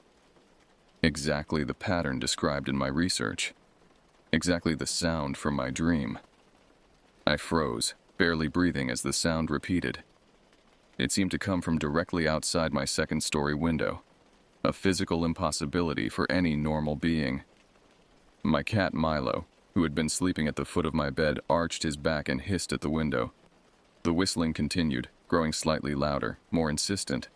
Then, most terrifyingly, it was joined by a voice, my mother's voice. "Sweetheart, are you awake? I need to talk to you. Can you open the window?" Every instinct screamed that this was not my mother. She would never come to my apartment at this hour, would never ask me to open a window rather than using the door. This was the entity, using familiarity as a lure. I remained motionless, silent, clutching my blankets as cold sweat beaded on my forehead. After what seemed like hours but was likely only minutes, the whistling and false voice ceased. In the silence that followed, I heard a slow scraping sound moving across my roof, like something with claws dragging itself toward the opposite side of the building.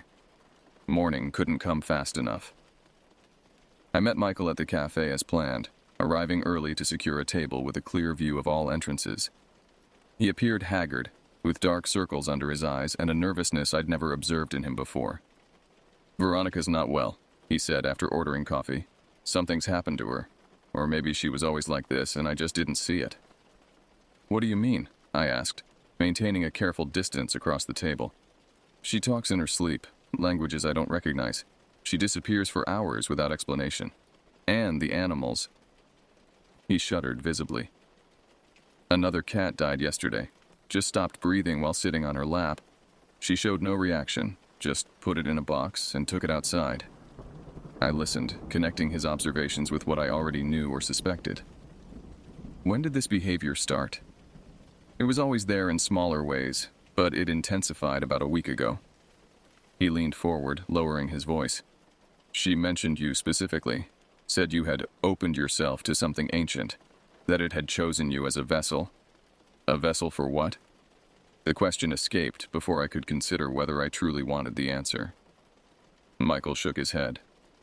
"She wouldn't say, but she seemed almost envious, like you'd been given an opportunity she had sought for herself. Our conversation continued, with Michael sharing increasingly disturbing details about Veronica's behavior. Throughout, I had the distinct impression we were being watched, though the cafe contained only the usual morning crowd of students and remote workers. As we prepared to leave, Michael grabbed my arm. "Be careful. Whatever's happening, whatever she thinks is happening, it's dangerous. Veronica isn't who I thought she was." I returned home to find James waiting in his truck outside my apartment. His presence was reassuring, a connection to normalcy that I desperately needed. I hadn't told him about meeting Michael, knowing his tendency toward jealousy despite his otherwise practical nature. We spent the evening watching movies, deliberately avoiding any that might touch on supernatural themes. For a few hours, the constant dread that had accompanied me for days receded slightly. James ordered takeout, made jokes about his demanding customers at the garage, and treated me with the casual affection that had drawn me to him initially. Around 11, as the credits rolled on our second film, a loud thud sounded from above, something heavy landing on the roof of my apartment. James immediately muted the television. What was that? We sat in silence, listening. After a few seconds, the sound came again, a distinct impact followed by what sounded like scraping or scratching movements across the shingles. "Probably raccoons," James suggested, but his expression betrayed uncertainty. Or maybe branches from that oak tree hitting the roof in the wind. I knew better. The night was still, without enough breeze to move branches. And raccoons, while common in our area, didn't move with such deliberate, measured sounds. This was rhythmic, almost purposeful. The scraping continued, tracing what seemed to be a circular pattern directly above my living room. Occasionally it would pause, then resume with greater intensity. During one such pause, I heard it, the whistling, faint but unmistakable. "Do you hear that?" I whispered, clutching James's arm. He frowned, concentrating. "Hear what?" "The whistling. 3 notes down, 2 up." James shook his head. "I don't hear any whistling, just the scratching." The realization that the sound was audible only to me intensified my terror. This confirmed what my mother had said. The entity was communicating specifically with me, establishing a connection only I could perceive. The scratching suddenly stopped. Complete silence descended, somehow more frightening than the noise had been.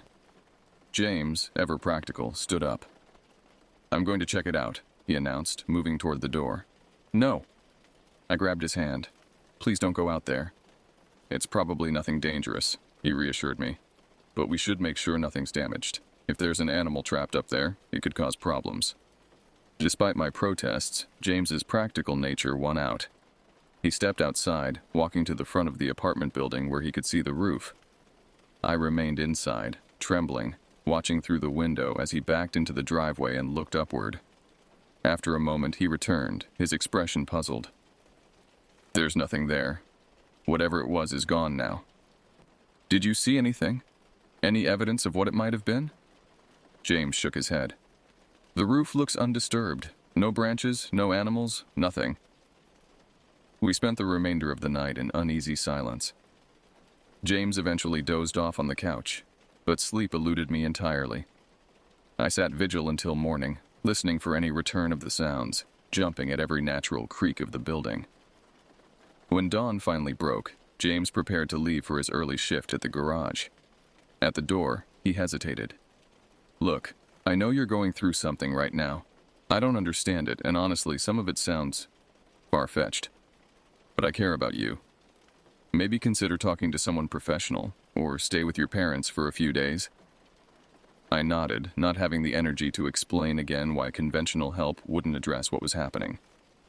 After he left, I examined my ceiling carefully, looking for any signs of disturbance from above. There were none. No water stains, no scrape marks visible from the inside. Yet when I ventured outside to check the roof from James's vantage point, I discovered something he had somehow missed, or that had appeared after his inspection.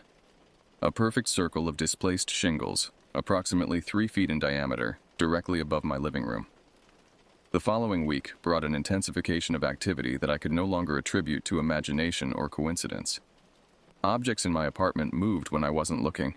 Not just small displacements, but significant rearrangements. I would leave a room with books on the shelf and return to find them stacked on the floor in perfect towers. Photographs on my walls rotated 180 degrees. Most disturbingly, I once found all my kitchen knives removed from their drawer and arranged in a circular pattern on my bedroom floor while I showered.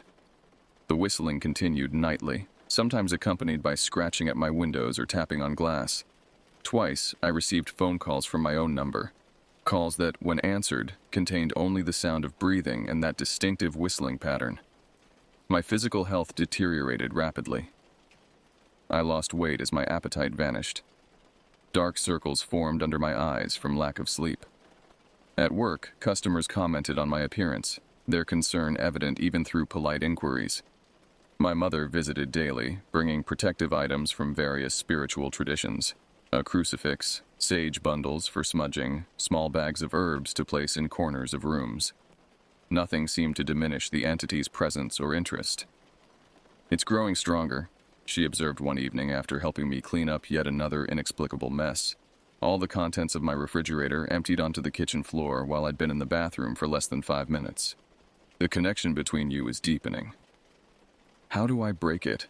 I asked, desperation evident in my voice. My mother hesitated before answering. "Traditional methods say you must remove yourself from its territory, go somewhere far away where it hasn't established a presence. Or you must find someone who can communicate with it directly and negotiate your release." "Someone like Veronica," I said, the realization dawning. "Possibly. If she truly is what she claims to be, she might understand these entities better than most." The suggestion of seeking help from Veronica, the person who seemed somehow connected to the beginning of my ordeal, felt wrong. Yet I was running out of options and strength to continue resisting alone. That night, after my mother left, the entity made its boldest move yet. I had finally fallen into an exhausted sleep around midnight when a sound woke me. A light tapping at my bedroom window. In my half-conscious state, I turned toward the sound. Through the glass, illuminated by moonlight, was a face. Not the owl-like creature I had glimpsed before, but a human face, my own face, looking back at me with an expression I'd never worn. My doppelganger smiled, revealing teeth too numerous and sharp to be human, and raised a finger to tap the glass again. I screamed, scrambling backward across my bed until I hit the opposite wall. The face remained, watching my terror with evident satisfaction. It raised a hand, a distorted mirror of my own, and beckoned, mouthing words I couldn't hear through the glass but somehow understood. "Let me in." I fumbled for my phone, calling James despite the late hour. By the time he answered, the figure at my window had vanished, leaving no trace on the glass, no fingerprints, no breath condensation.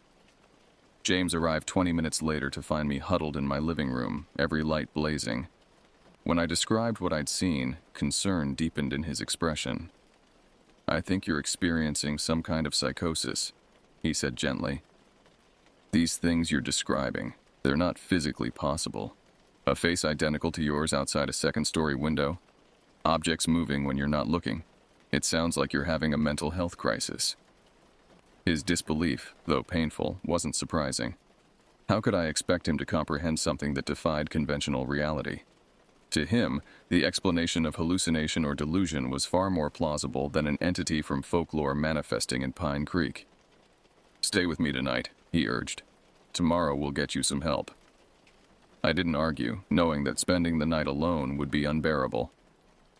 We drove to his apartment across town, where I collapsed onto his couch, emotionally and physically exhausted. As I drifted toward uneasy sleep, my phone chimed with a text message. It was from Michael. "Veronica's gone. Left everything behind." Note on her table said only, "It has chosen. I am no longer needed." Do you know what that means? I stared at the message, a new level of dread settling over me. If Veronica had departed, possibly the only person who understood what was happening to me had removed herself from the equation. I was truly alone in facing whatever had attached itself to my life. Sleep finally claimed me, but brought no respite. In my dreams, I walked through Pine Creek, but the town was empty of people. Buildings stood abandoned, doors swinging open in a wind I couldn't feel. At the center of town waited the creature, no longer bothering with disguise or partial manifestation. It stood fully revealed, a towering, emaciated figure with the general structure of a human woman, but elongated beyond possibility, its skin pale and translucent, its limbs bending at additional joints. The owl-like face I had glimpsed before was merely one aspect of something far more complex and ancient. It spoke without moving its beak-like mouth, the words appearing directly in my mind. Recognition is complete. The vessel is prepared. The merging begins.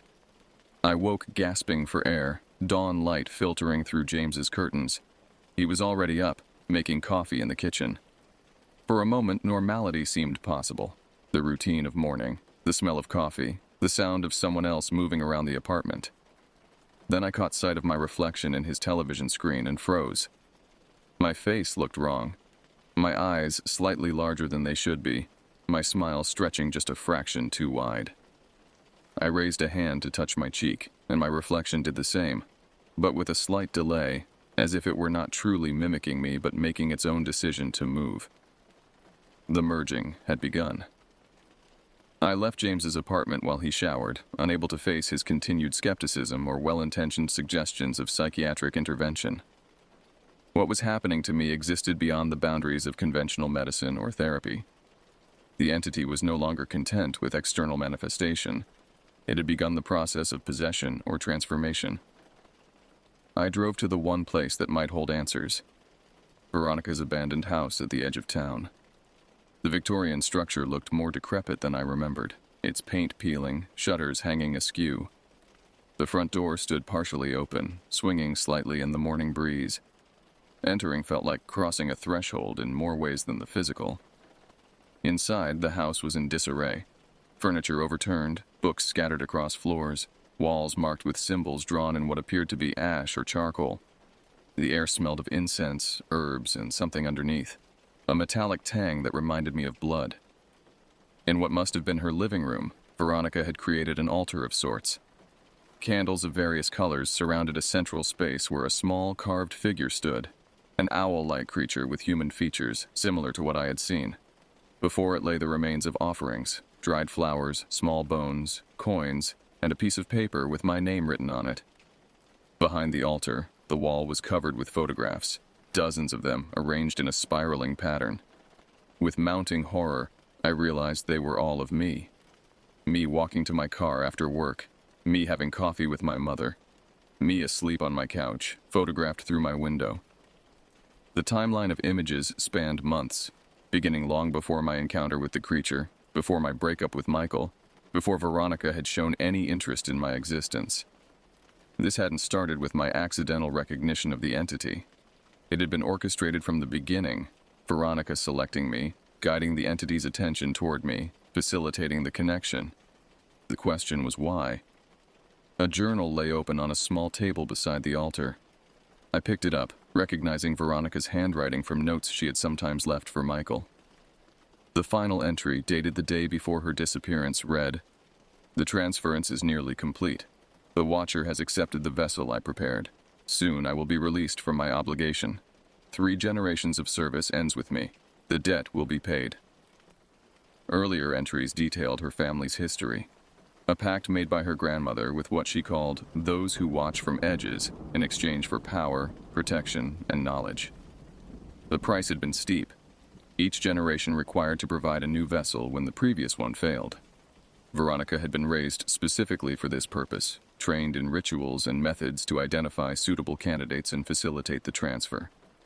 I had been selected not randomly, but deliberately, chosen for qualities Veronica had identified as compatible with the entity's needs. My sensitivity to the unseen world, inherited through my mother's lineage, made me an ideal replacement vessel. The realization brought not just terror, but rage. My life had been manipulated, my perception of reality shattered, all to fulfill someone else's obligation to an ancient entity.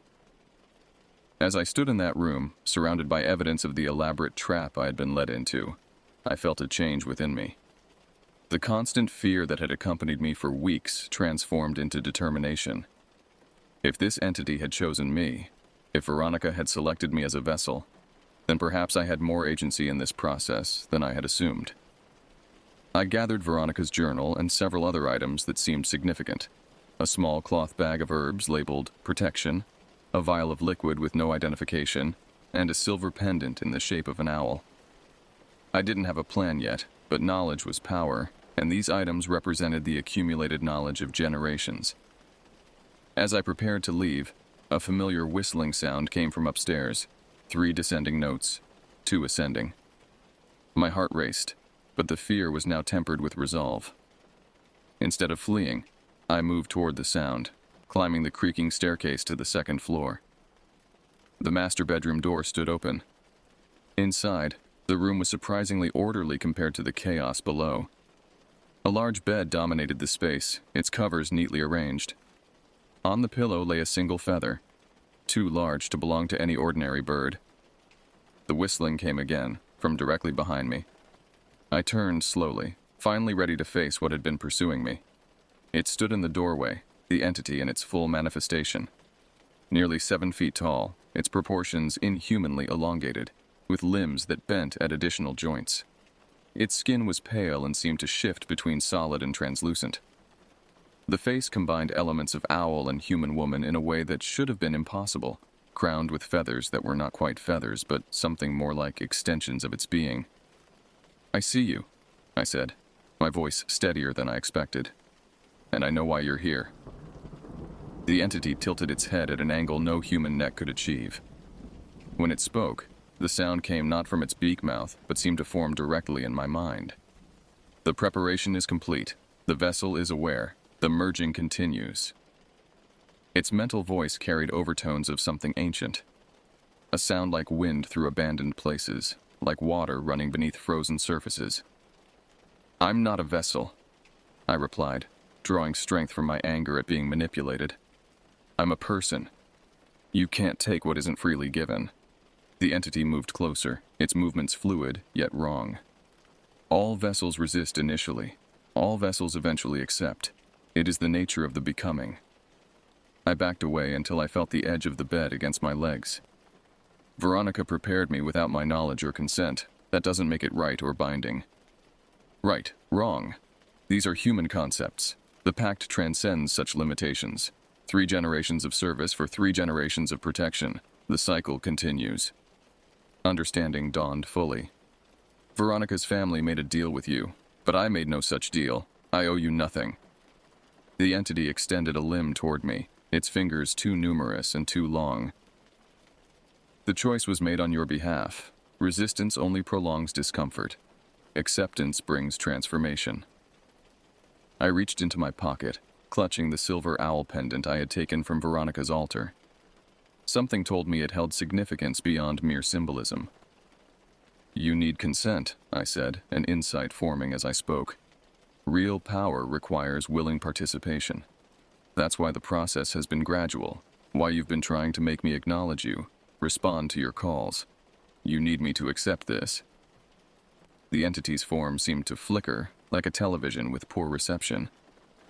"The vessel understands more than anticipated. This increases value."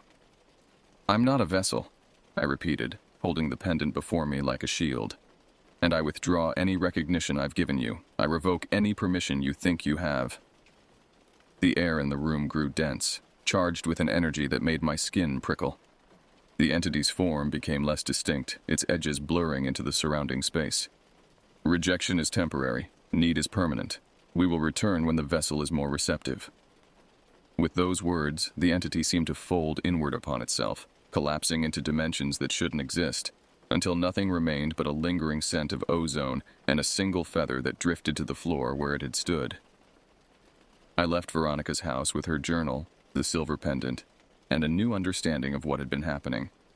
The entity hadn't been destroyed or banished permanently. I wasn't naive enough to believe that. But I had asserted boundaries it seemed compelled to respect, at least temporarily. In the weeks that followed, the manifestations diminished gradually. The whistling at night ceased. Objects remained where I placed them. My reflection behaved as reflections should. I shared Veronica's journal with my mother, who recognized elements of the rituals and protections from her own family's traditions. Together, we strengthened the boundaries around our homes, using knowledge gleaned from both her ancestry and Veronica's recorded practices. Michael never heard from Veronica again. Her house eventually went into foreclosure, then was purchased by a developer who demolished it to build something new, erasing the physical evidence of what had transpired there. James and I parted ways amicably. The gulf between his perception of reality and what I had experienced proved too wide to bridge.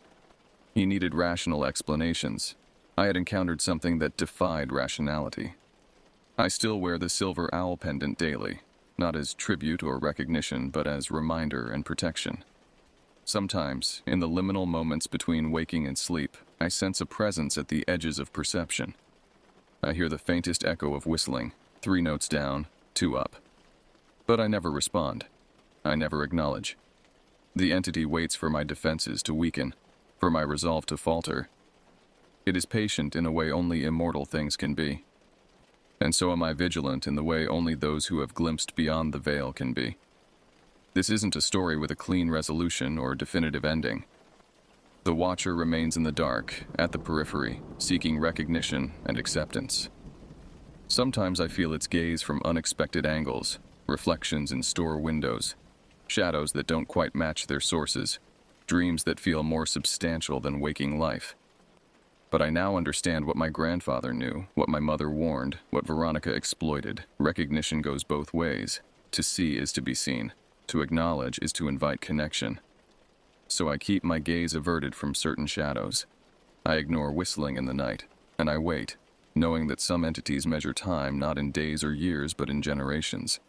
The cycle continues, but on my terms. For now.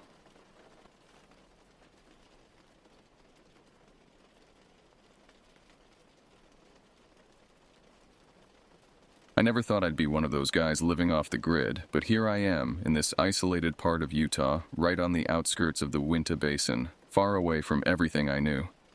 I spent years as a systems analyst back in the city. Yeah, a desk job. The kind where your hands slowly become numb from typing all day, and your back aches from sitting in the same chair for hours on end. Before all this, my life was predictable. Wake up at 6:30, shower by 6:45, coffee and toast by 7 o'clock, out the door by 7:15. The morning commute was always the same, stop-and-go traffic, the same talk radio hosts complaining about the same problems.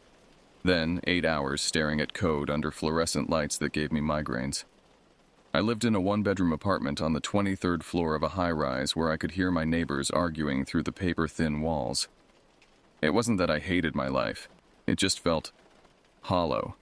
Empty calories for the soul. After my divorce, Sarah couldn't stand how I'd changed after 10 years at the same company. There wasn't much keeping me there.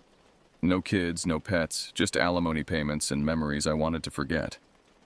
So in 2008, I sold everything, packed up my life into a rusty old truck, and moved out here. It wasn't about escaping society or any of that dramatic stuff people like to say. I just wanted peace and quiet. Finding this place wasn't easy. I drove for weeks, staying in cheap motels and campgrounds, looking for somewhere that felt right. When I first saw this plot of land, 5 acres of scrubby desert with red sandstone cliffs in the distance, something clicked. The realtor warned me about the isolation, about how the winters can be brutal and the summers scorching. But I didn't care. For the first time in years, I felt like I could breathe. So I built this small cabin myself, piece by piece. I'm not some master carpenter, but I had enough DIY knowledge from watching YouTube videos to put together something sturdy enough. It took me almost a year. Every beam, every nail, every window, I did it all. And when I finally moved in, it was mine in a way nothing in my old life had ever been. The nearest neighbor? 15 miles south. An older guy named Miller who keeps to himself. We wave when we pass on the dirt road, but haven't spoken more than 20 words to each other in all these years. The only sounds I usually hear are the rustling of the wind, the occasional howling of coyotes, and the crackling fire at night. Peaceful, right? Or at least it was. My days fell into a simple rhythm. Up with the sun, coffee on the porch, watching the light change on the distant cliffs. Sometimes I'd work on small projects, fixing a leaky roof, building shelves, reinforcing the chicken coop against predators. Sometimes I'd just walk for hours, learning the contours of the land like the lines on my own palm. That's one thing about living out here. You become attuned to patterns. The way shadows move across the ground as the day progresses. The sounds the wind makes when a storm is brewing. The behaviors of the local wildlife. Everything has a rhythm, a predictability that grounds you, which is why I first noticed something was wrong 3 weeks ago. It started with small things, a feeling that the shadows weren't falling quite right, the chickens getting spooked for no reason I could see, my old hunting dog Rex refusing to go outside after dark, something he'd never done before. That morning started like any other. I woke up early, made myself a lousy cup of instant coffee, because who's going to haul a fancy espresso machine out here, and stepped outside to enjoy the brisk air. The landscape around me was a mix of red sandstone cliffs and dusty plains, beautiful in that desolate kind of way. Rex usually follows me outside, but that morning he stayed by the door, hackles raised, eyes fixed on something I couldn't see. I called to him, but he wouldn't budge, just kept staring at the tree line about 200 yards from the cabin. "What's got into you, boy?" I asked, but he just whined, a low, anxious sound that made the hair on the back of my neck stand up. I was planning on going to town later to pick up some supplies, but something felt off. You know when you just sense it, like the air itself feels heavier, and there's this buzz in the back of your skull telling you something's wrong? I brushed it off at first, thinking maybe I just needed more caffeine. After breakfast, I decided to chop some wood. My axe had seen better days, but it did the job. I was about halfway through when I noticed something weird about the forest line. It's not a thick forest around here, more of a sparse gathering of twisted juniper trees and pines that somehow managed to survive the harsh desert climate. But something was moving between them. Slow, deliberate, and out of place. I paused, wiping sweat from my brow. The sun was high now, casting harsh light across the clearing. The shadows under the trees were deep, almost unnaturally so. As I watched, something shifted within those shadows. Not like an animal moving, more like the darkness itself was bending, folding in on itself. Rex started barking from inside the cabin, a frantic, panicked sound that made my stomach clench. I'd never heard him make that noise before. Not when coyotes circled the property, not when a mountain lion crossed our path on a hike. This was different. This was fear. I turned back to the forest, squinting against the sun. For a second, I thought I saw a figure standing just inside the tree line, tall, impossibly still, watching me. But when I blinked, it was gone, like it had been swallowed by the shadows. That night, I didn't sleep. I sat by the window, shotgun across my lap, watching the tree line. Rex paced the cabin, whining occasionally, refusing to settle. Around 3 a.m. I saw it again. That same shifting in the shadows, that same sense of being watched. But nothing emerged. Nothing I could see clearly enough to name. By morning, I'd convinced myself it was nothing. Fatigue playing tricks on my mind, maybe the beginning of heat stroke from working outside too long. But deep down, I knew better. Something had changed in the basin. Something was watching, waiting. And it wouldn't stay in the shadows forever. 3 days passed without incident. Rex eventually calmed down, and I began to think maybe I had imagined the whole thing. Isolation does that to you sometimes. Makes your mind fill in the blanks. Creates monsters out of nothing. I kept busy, repairing the shed roof that had started leaking during the last rainstorm. A nasty job, but necessary. The basin might be mostly desert, but when it rains, it pours. Flash floods can appear out of nowhere, turning dry creek beds into raging rivers in minutes. It was mid-morning when Rex started growling again, that same deep, warning rumble from before. I was up on the shed roof, hammer in hand, nails between my teeth. From that vantage point, I could see most of my property, the cabin to my left, the chicken coop behind it, and beyond that, the tree line. That's when I saw it. Not a shadow this time, not some trick of the light. Something was moving at the edge of the trees. Something tall. I froze, hammer halfway to a nail. It was standing upright like a man, but even from a distance I could tell something wasn't right. Its proportions were wrong, limbs too long, torso too narrow. It moved with a jerking, halting gait, like each step was painful. For a moment, I considered calling out. Maybe it was just a hiker, injured and disoriented. People do get lost out here occasionally, though it's rare. But something stopped me. Some primal instinct that screamed danger. I carefully set down my hammer and climbed down from the roof, moving as quietly as possible. I didn't take my eyes off the figure, which had stopped at the edge of the clearing, half hidden by a juniper tree. Rex was going berserk inside the cabin now, barking and throwing himself against the door. I edged toward the chopping block where my axe was still buried in a log from yesterday's work. As I moved, the figure's head swiveled toward me with an unnatural quickness. That's when I realized I wasn't alone. I wasn't armed. No gun, no bow, nothing. Why?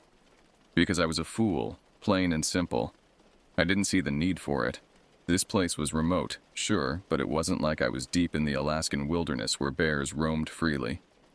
When I saw that figure moving closer to the edge of my property, I panicked. Not in the run-around screaming kind of way, but my brain just froze. The figure stopped at the tree line. At first glance, it looked like a man, but something wasn't right. Its limbs were too long and its back was slightly hunched. The head, it didn't seem to fit with the rest of the body, like it had been twisted or broken. I thought maybe it was some injured hiker. People get lost out here sometimes. So like an idiot, I yelled out, "Hey, you okay?" No response. The thing just stood there motionless. Then, without warning, it bolted toward me, and I mean bolted. In an instant, it closed half the distance between us. My heart dropped into my stomach, and every instinct screamed at me to run, but my legs wouldn't move. The only thing separating me from it was the chopping block and a few scattered logs. When it got closer, I could see it wasn't human. It was some kind of, I don't know what to call it. It was like a human and a deer had been stitched together in the worst possible way. The body was covered in patches of fur, and its hands, if you could call them that, were clawed, like talons. The face? I'll never forget it. The lower jaw hung loosely, broken or dislocated, and it was slack, like a mask that didn't quite fit. Its eyes were the worst part, milky white, no pupils, but somehow I knew they could see me. They were fixed on me with a terrible intelligence, a hunger that went beyond the physical. The thing screeched, this horrible wet gurgling sound, and lunged at me. Somehow I managed to grab the axe in time, swinging it wildly. I don't even know if I hit it. The creature recoiled just for a moment before it charged again. I swung the axe down, feeling the dull blade connect with something solid. It howled again, this time louder, and I saw it stumble back toward the tree line. That's when I ran. My truck was parked a few yards away, and I sprinted for it like my life depended on it. Which it did. I jumped inside, fumbling with the keys, and started the engine. I glanced in the rearview mirror and saw the creature dragging itself back toward the trees, leaving a dark trail on the dusty ground. Not blood. At least not like any blood I'd ever seen. It was thick, almost black, with a consistency like tar. I peeled out of there, tires kicking up dust and gravel as I sped down the dirt road toward town. My heart was pounding so hard I thought it'd explode. I realized I'd left Rex behind, locked in the cabin. Guilt stabbed at me, but I couldn't go back. Not now. He had food and water. He'd be okay until I figured this out. By the time I reached the small general store in town, I was a wreck. My hands were shaking so badly I could barely turn off the engine. I sat there for a moment, trying to collect myself, trying to make sense of what I'd seen. It wasn't possible. Things like that don't exist in the real world. But I'd hit it. I'd felt the axe connect. I'd seen it bleed. I slammed the truck into park, barely remembering to turn off the engine before stumbling inside. The owner, Greg, was behind the counter. He'd seen me come in for supplies a few times, but didn't know me well. A cautious man, always watching, saying little.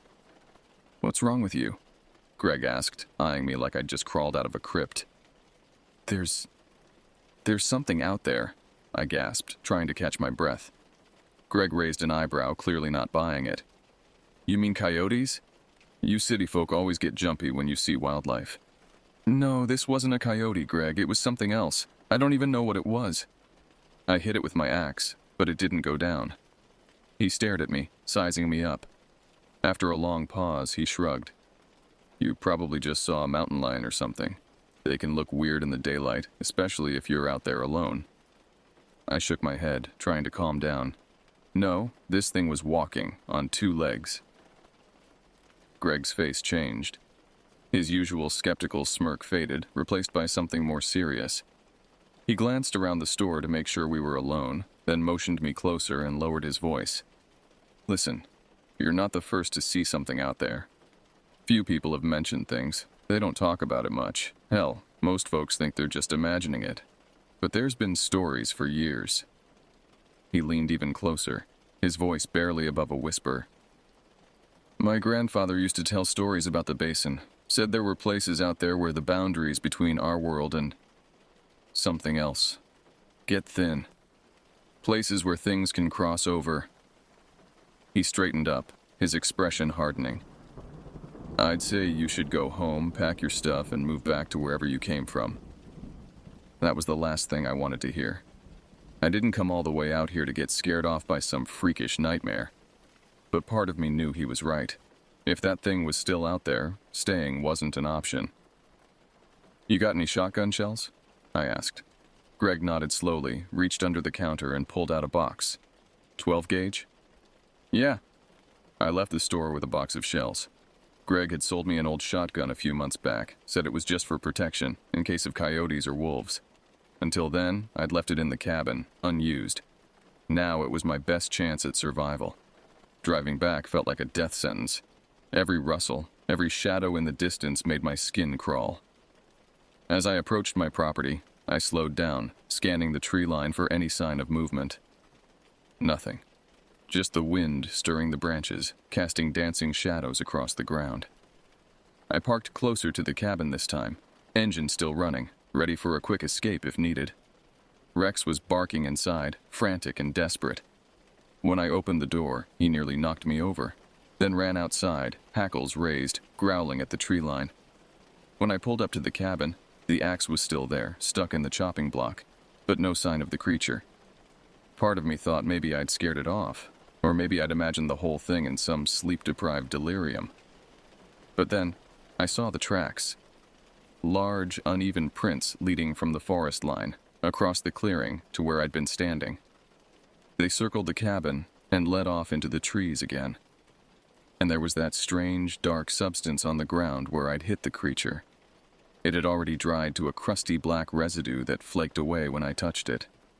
Whatever I'd seen was real, and it had been interested in my cabin, in me, for some time. I loaded the shotgun immediately and brought Rex inside. The poor dog was still on edge, whining and pacing. I closed all the windows, drew the curtains, and checked that both doors were locked. Not that locks would do much against whatever that thing was, but it made me feel marginally better. As daylight began to fade, my anxiety grew. If that creature had approached in broad daylight, what would stop it, or others like it, from coming at night? I set up a makeshift alarm system, empty cans on strings around the perimeter of the porch. Not sophisticated, but it might give me a few seconds warning. I stayed up that night, shotgun in hand, staring out the small window, waiting for any sign of movement. The hours dragged by, and my nerves were shot by dawn. Every creak of the cabin, every gust of wind that rattled the windows had me jumping, finger tightening on the trigger. But nothing came. No misshapen figures emerged from the trees. No unearthly screeches disturbed the night. Just the normal sounds of the desert at night.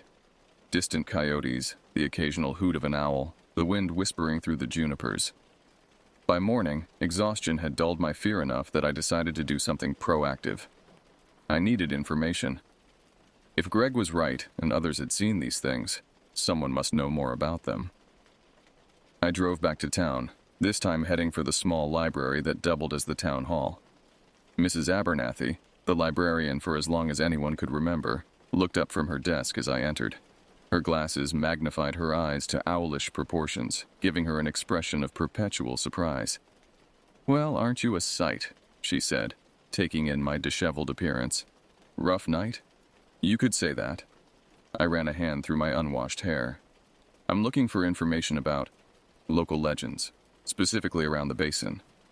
Her expression didn't change, but something in her eyes did. A wariness, a shuddering. School project? Personal interest, I replied. I've been living out on the eastern edge for a few years now. She studied me for a moment, then nodded slightly.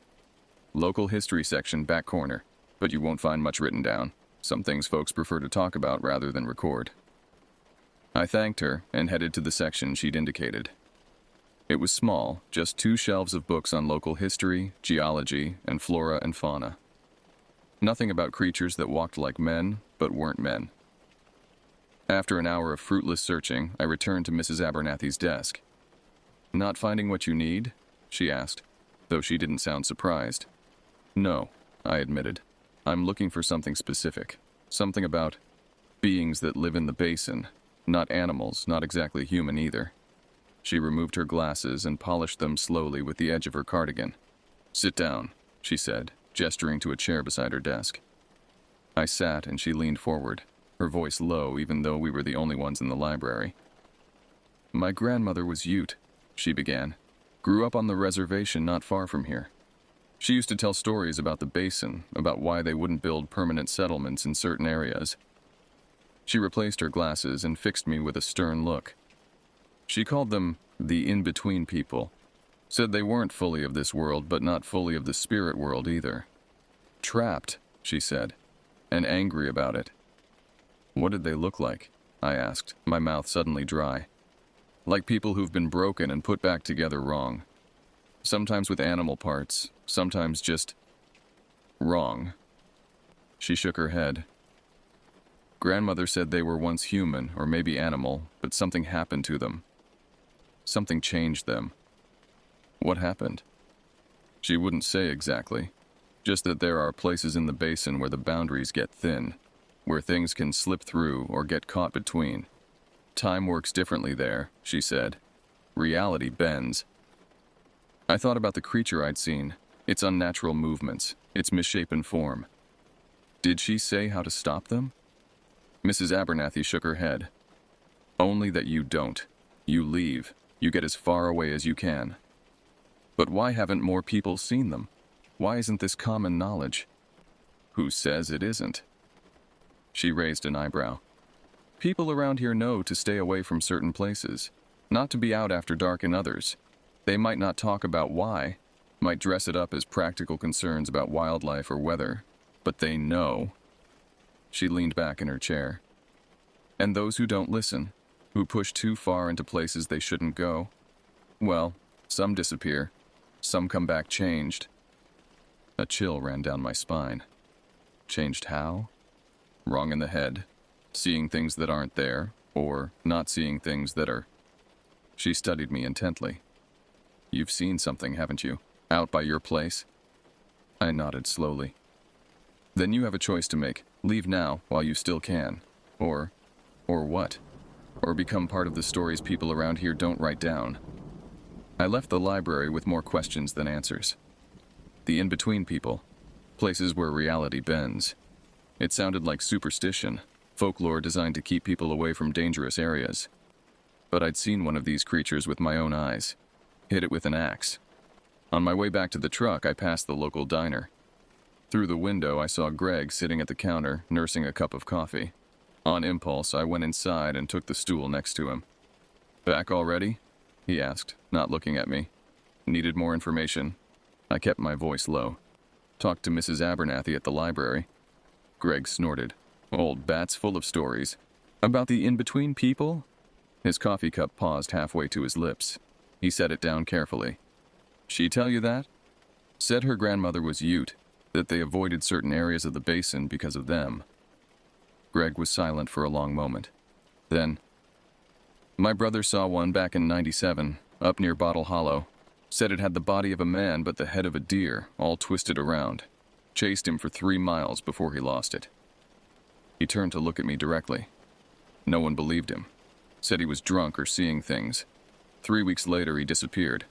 Truck found at the edge of the basin, empty. No sign of struggle, no blood, just gone. A waitress approached, but Greg waved her away. Never did find him. Not even a body to bury. I'm sorry, I said, not knowing what else to say. Point is, Greg continued, whatever's out there, it doesn't just attack and kill. It takes people, changes them maybe, adds them to its ranks. So if I were you, I'd get the hell out while I still could. I drove back to the cabin with Greg's words echoing in my mind. The sun was beginning to set by the time I arrived, casting long shadows across the clearing. I sat in the truck for a long time, looking at the cabin I'd built with my own hands. The life I'd made here. Could I really just abandon it? Run away from something I didn't understand? But as darkness fell and the shadows deepened, I knew I couldn't stay. Not tonight, at least. I grabbed the shotgun from the passenger seat and a bag with some essentials, clothes, food for Rex, my wallet and phone. I called to Rex, who was watching anxiously from the porch, and he jumped into the truck beside me. We'll come back tomorrow, I told him, trying to convince myself as much as him. In the daylight. Figure this out. But as I turned the truck around and headed down the dirt road, I couldn't shake the feeling that I was being watched. That the darkness at the edge of the trees was deeper than it should be, more alive. And somewhere within it, something was waiting. The nearest motel was 30 miles away, a rundown place called the Dusty Trail that had seen better days. The neon vacancy sign flickered erratically, and the parking lot was mostly empty, just a couple of semi-trucks and a beat-up sedan. The night clerk barely looked up from his magazine as I checked in, just slid a key across the counter and pointed toward the end of the building. Room 14, checkouts at 11. I nodded my thanks and returned to the truck. Rex was watching me through the window, alert but calmer now that we were away from the cabin. I grabbed my bag and the shotgun, wrapped in a blanket to avoid questions, and led Rex to the room. It was what you'd expect. Faded wallpaper, a queen-sized bed with a sagging mattress, a TV that probably got 3 channels on a good day. But it had a lock on the door and a bathroom with hot water, which was all I needed right now. I took the first hot shower I'd had in days, trying to wash away the fear and exhaustion. But no matter how long I stood under the water, I couldn't get warm. There was a chill that had settled deep in my bones, a coldness that had nothing to do with temperature. After the shower, I sat on the edge of the bed, Rex curled up at my feet, and tried to make sense of everything I'd learned. The in-between people. Places where reality bends. Greg's missing brother. It all seemed impossible, like something out of a horror movie. But that thing I'd seen, the way it moved, the way it looked at me with those milky eyes, was very real. I must have dozed off at some point because I woke with a start, heart pounding. The room was dark except for the faint glow of the parking lot lights filtering through the curtains. Rex was on his feet, hackles raised, a low growl rumbling in his throat. I reached for the shotgun and moved to the window, carefully pulling back the curtain just enough to see outside. The parking lot was quiet. No movement, no signs of disturbance. But Rex continued to growl, his eyes fixed on the door. That's when I heard it. A soft, almost imperceptible scratching at the door. Not like someone knocking, but like something testing the barrier, seeking a way in. I raised the shotgun, aiming at the door, and tried to steady my breathing. "Who's there?" I called, hating the tremor in my voice. The scratching stopped. For a moment, there was only silence. Then from outside, a voice that turned my blood to ice. "Help me, please." It was a child's voice, high-pitched and frightened. "I'm lost. I can't find my mom." Rex's growl deepened, and he backed away from the door, pressing against my legs as if trying to push me back too. "Help me," the voice called again, but this time there was something off about it. A hollowness, an echo that wasn't quite right. Like someone, or something, trying to mimic a child's voice but not quite succeeding. I remembered what Greg had said about his brother. How the creatures didn't just kill, they took people. Changed them. "Go away," I said, my finger tightening on the shotgun's trigger. "I know what you are." A pause, then the voice changed, deepened, became something else entirely. "We just want to talk." The voice was garbled, like someone trying to speak through a mouthful of water, but it was clear enough to send a chill down my spine. Whatever was outside the door wasn't human. but it was trying to sound like one. I stepped back, raising the shotgun, my mind racing. There was no way I was opening that door, not a chance. "We know you're in there," the voice said again, more insistent this time. "Come out. We just want to talk." Yeah, right. I knew how that conversation would go. I waited, heart hammering, but the voice didn't come again. The footsteps outside the door grew fainter, and after a minute or two, everything was silent again. But I knew better than to relax. I kept the shotgun close, sat down on the bed, and waited for something to happen. An hour passed, then two.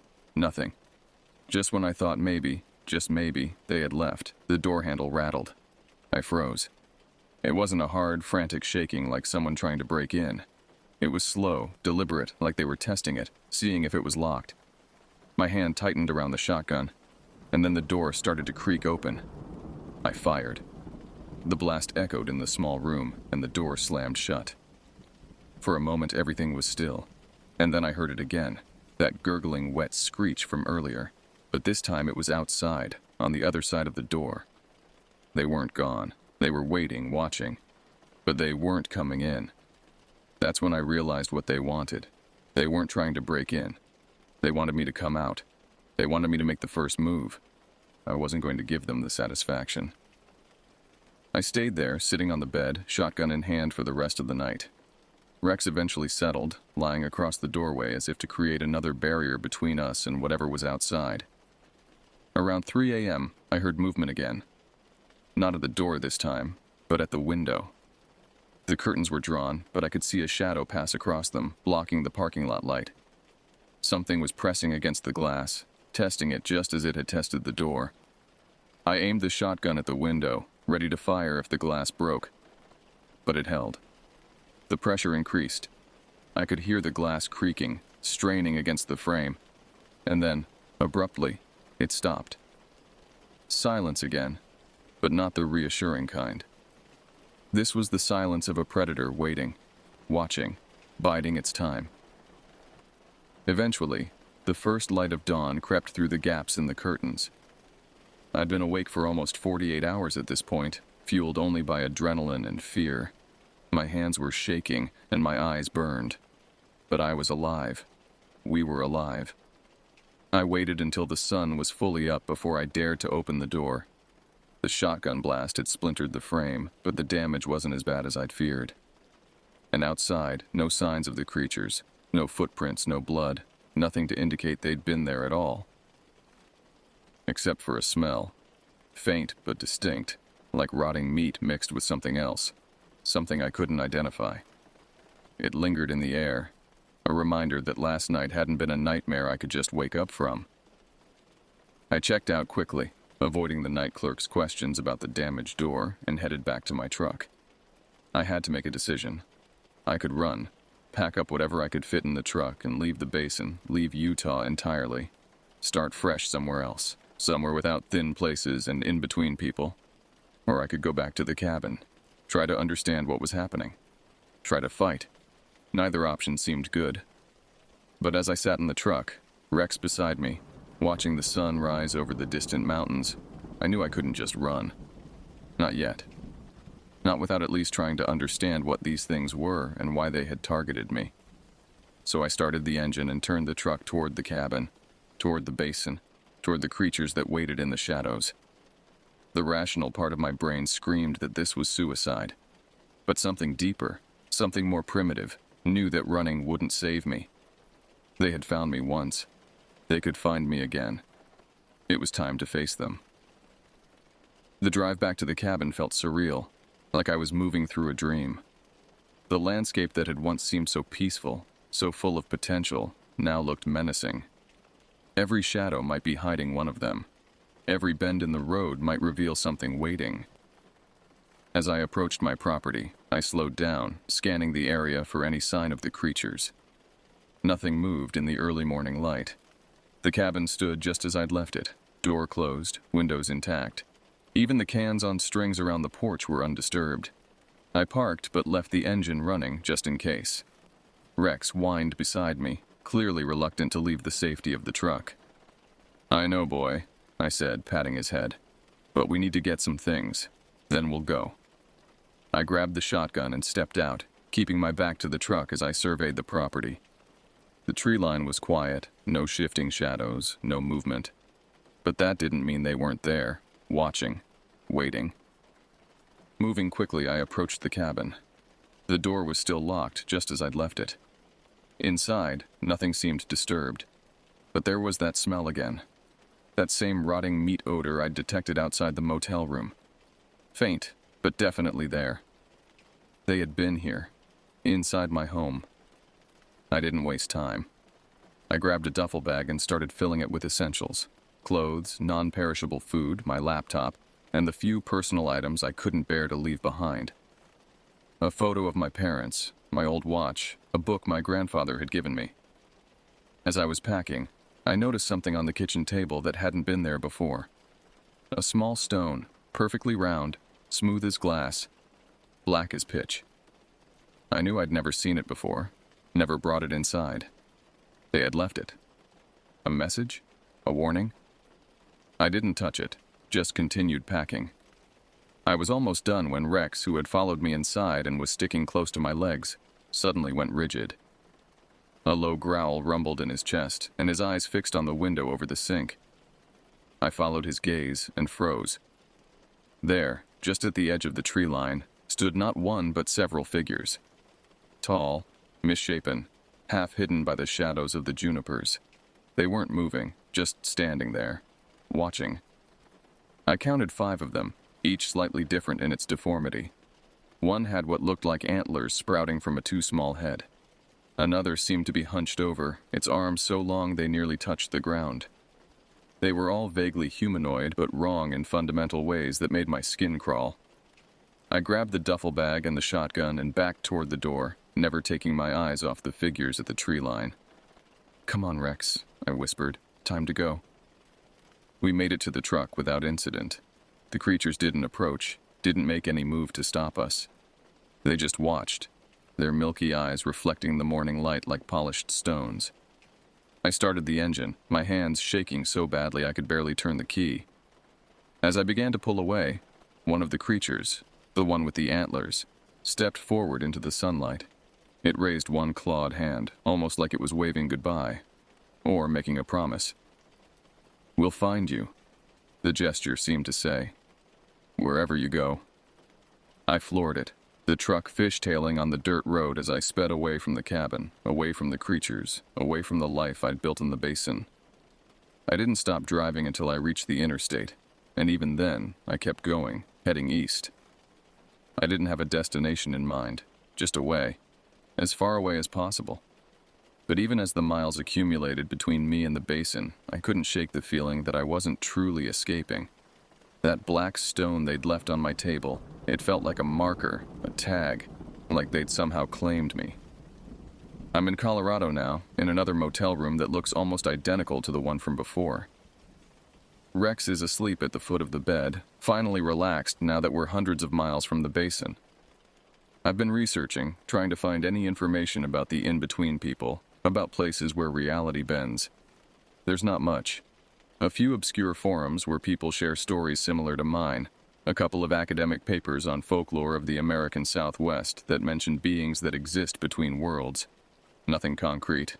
Nothing that explains what I saw, what chased me from my home. But sometimes when I close my eyes, I can still see them standing at the edge of the trees, still feel their eyes on me. And in those moments between waking and sleeping, I swear I can hear them whispering, "We'll find you, wherever you go." I'm heading east now, maybe to the Rockies, maybe to the coast, I don't know. But I'll tell you one thing. If you ever find yourself out in the Uinta Basin, don't stay long. Don't build a life there like I tried to do. Because whatever those things are, they don't forget, and they don't stop. And if they've marked you like I think they've marked me, nowhere is far enough. No door is strong enough. No light is bright enough to keep them at bay forever. They're patient. They'll wait. And when you least expect it, when you think you're finally safe, you'll hear that soft scratching at your door. And they'll be there, waiting for you to let them in.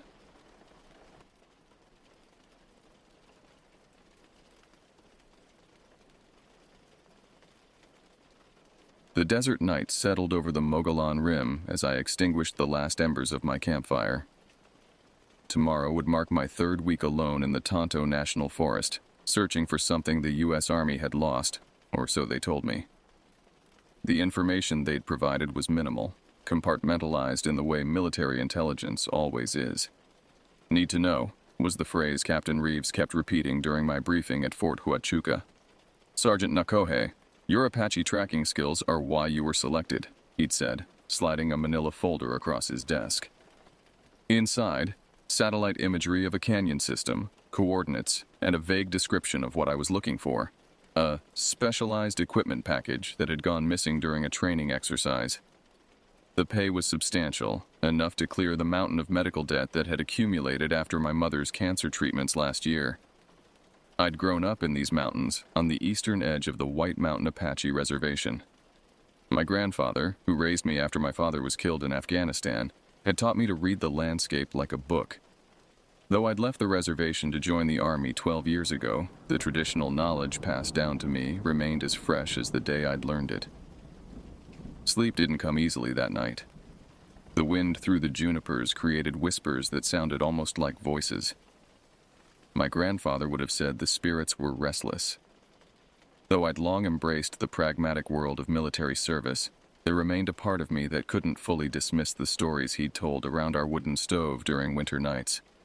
Stories of the Senabilahi, the gray giants that dwelled in remote canyons.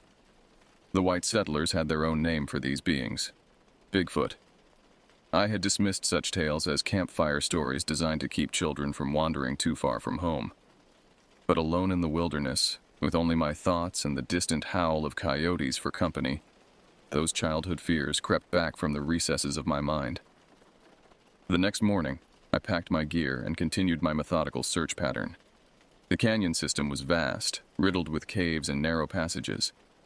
Whatever had fallen from the sky, I assumed it was drone technology, though no one confirmed this, could be wedged anywhere in this labyrinth of rock. By midday, I discovered fresh tracks at the mouth of a narrow side canyon. Not animal, not human, but something that left impressions deeper than a man my size would make. The stride length was impossible, nearly 8 feet between steps. My training told me to document, analyze, find the rational explanation. But a voice deeper than training, the voice of my ancestors, whispered warnings. I radioed back to base camp, where a communications specialist monitored my progress from 50 miles away. "Sierra Actual, this is Tracker. I've found unusual signs at coordinates Echo 973. Proceeding with caution." "Copy, Tracker. Any sign of the package?" "Negative, but I'm not alone out here." The radio crackled with static before the reply came. "Elaborate, Tracker." I stared at the massive footprint, perfectly preserved in the damp sand of a recent monsoon puddle. "Probably just a bear," I lied, not wanting to sound like a superstitious fool. "We'll continue along current vector. Tracker out." As I pocketed the radio, a strong smell hit me, the unmistakable scent of decay. Something had died nearby recently, and whatever had left those tracks was likely the cause. I unslung my rifle and proceeded deeper into the canyon. The narrow passage gradually widened into a small valley flanked by towering sandstone cliffs. Juniper and piñón dotted the landscape, creating patches of shade where I paused to study the ground. The tracks continued, now joined by something being dragged, leaving a wide, continuous depression in the sandy soil. I stopped abruptly when I spotted it. A deer carcass, partially dismembered, lying beneath a stunted oak. But it wasn't the dead animal that made my blood run cold. It was how it had been arranged, the internal organs removed and placed in a precise circle around the body. No predator does this. This was deliberate, ritualistic. My grandfather had spoken of offerings made by the Senabilahi to the mountain spirits. Was I witnessing evidence of this, or something else entirely? The rational part of my brain, the part shaped by military training and modern education, searched for alternative explanations. Perhaps another searcher, a deranged hunter. But deep in these canyons, miles from any trail or road, that seemed unlikely. The wind shifted, bringing with it a new scent, musky, primal, like wet fur and something else I couldn't identify. My instincts screamed danger. I moved to higher ground, finding a defensible position among a cluster of boulders. As the afternoon sun cast long shadows across the valley floor, I caught a glimpse of movement approximately 400 meters to the northeast. Through my rifle scope, I observed what appeared to be a large, bipedal figure moving with surprising grace between the trees. Dark hair covered its body, and though I only saw it for a few seconds before it disappeared behind a ridge, I estimated its height at nearly 8 feet. My heartbeat thundered in my ears. What I had seen defied rational explanation, yet there it was. I had been trained to trust my eyes, to report what I observed without embellishment or speculation. But how could I explain this? The radio at my hip crackled to life. Tracker, this is Sierra Actual. Satellite shows incoming weather system. Advise seeking shelter for the night. I glanced at the western sky. Dark clouds were indeed gathering, the distant rumble of thunder confirming the forecast. Copy that. I've located a small cave system. We'll establish base camp and continue search at first light. This was another lie. I had no intention of stopping, not when I was this close to what?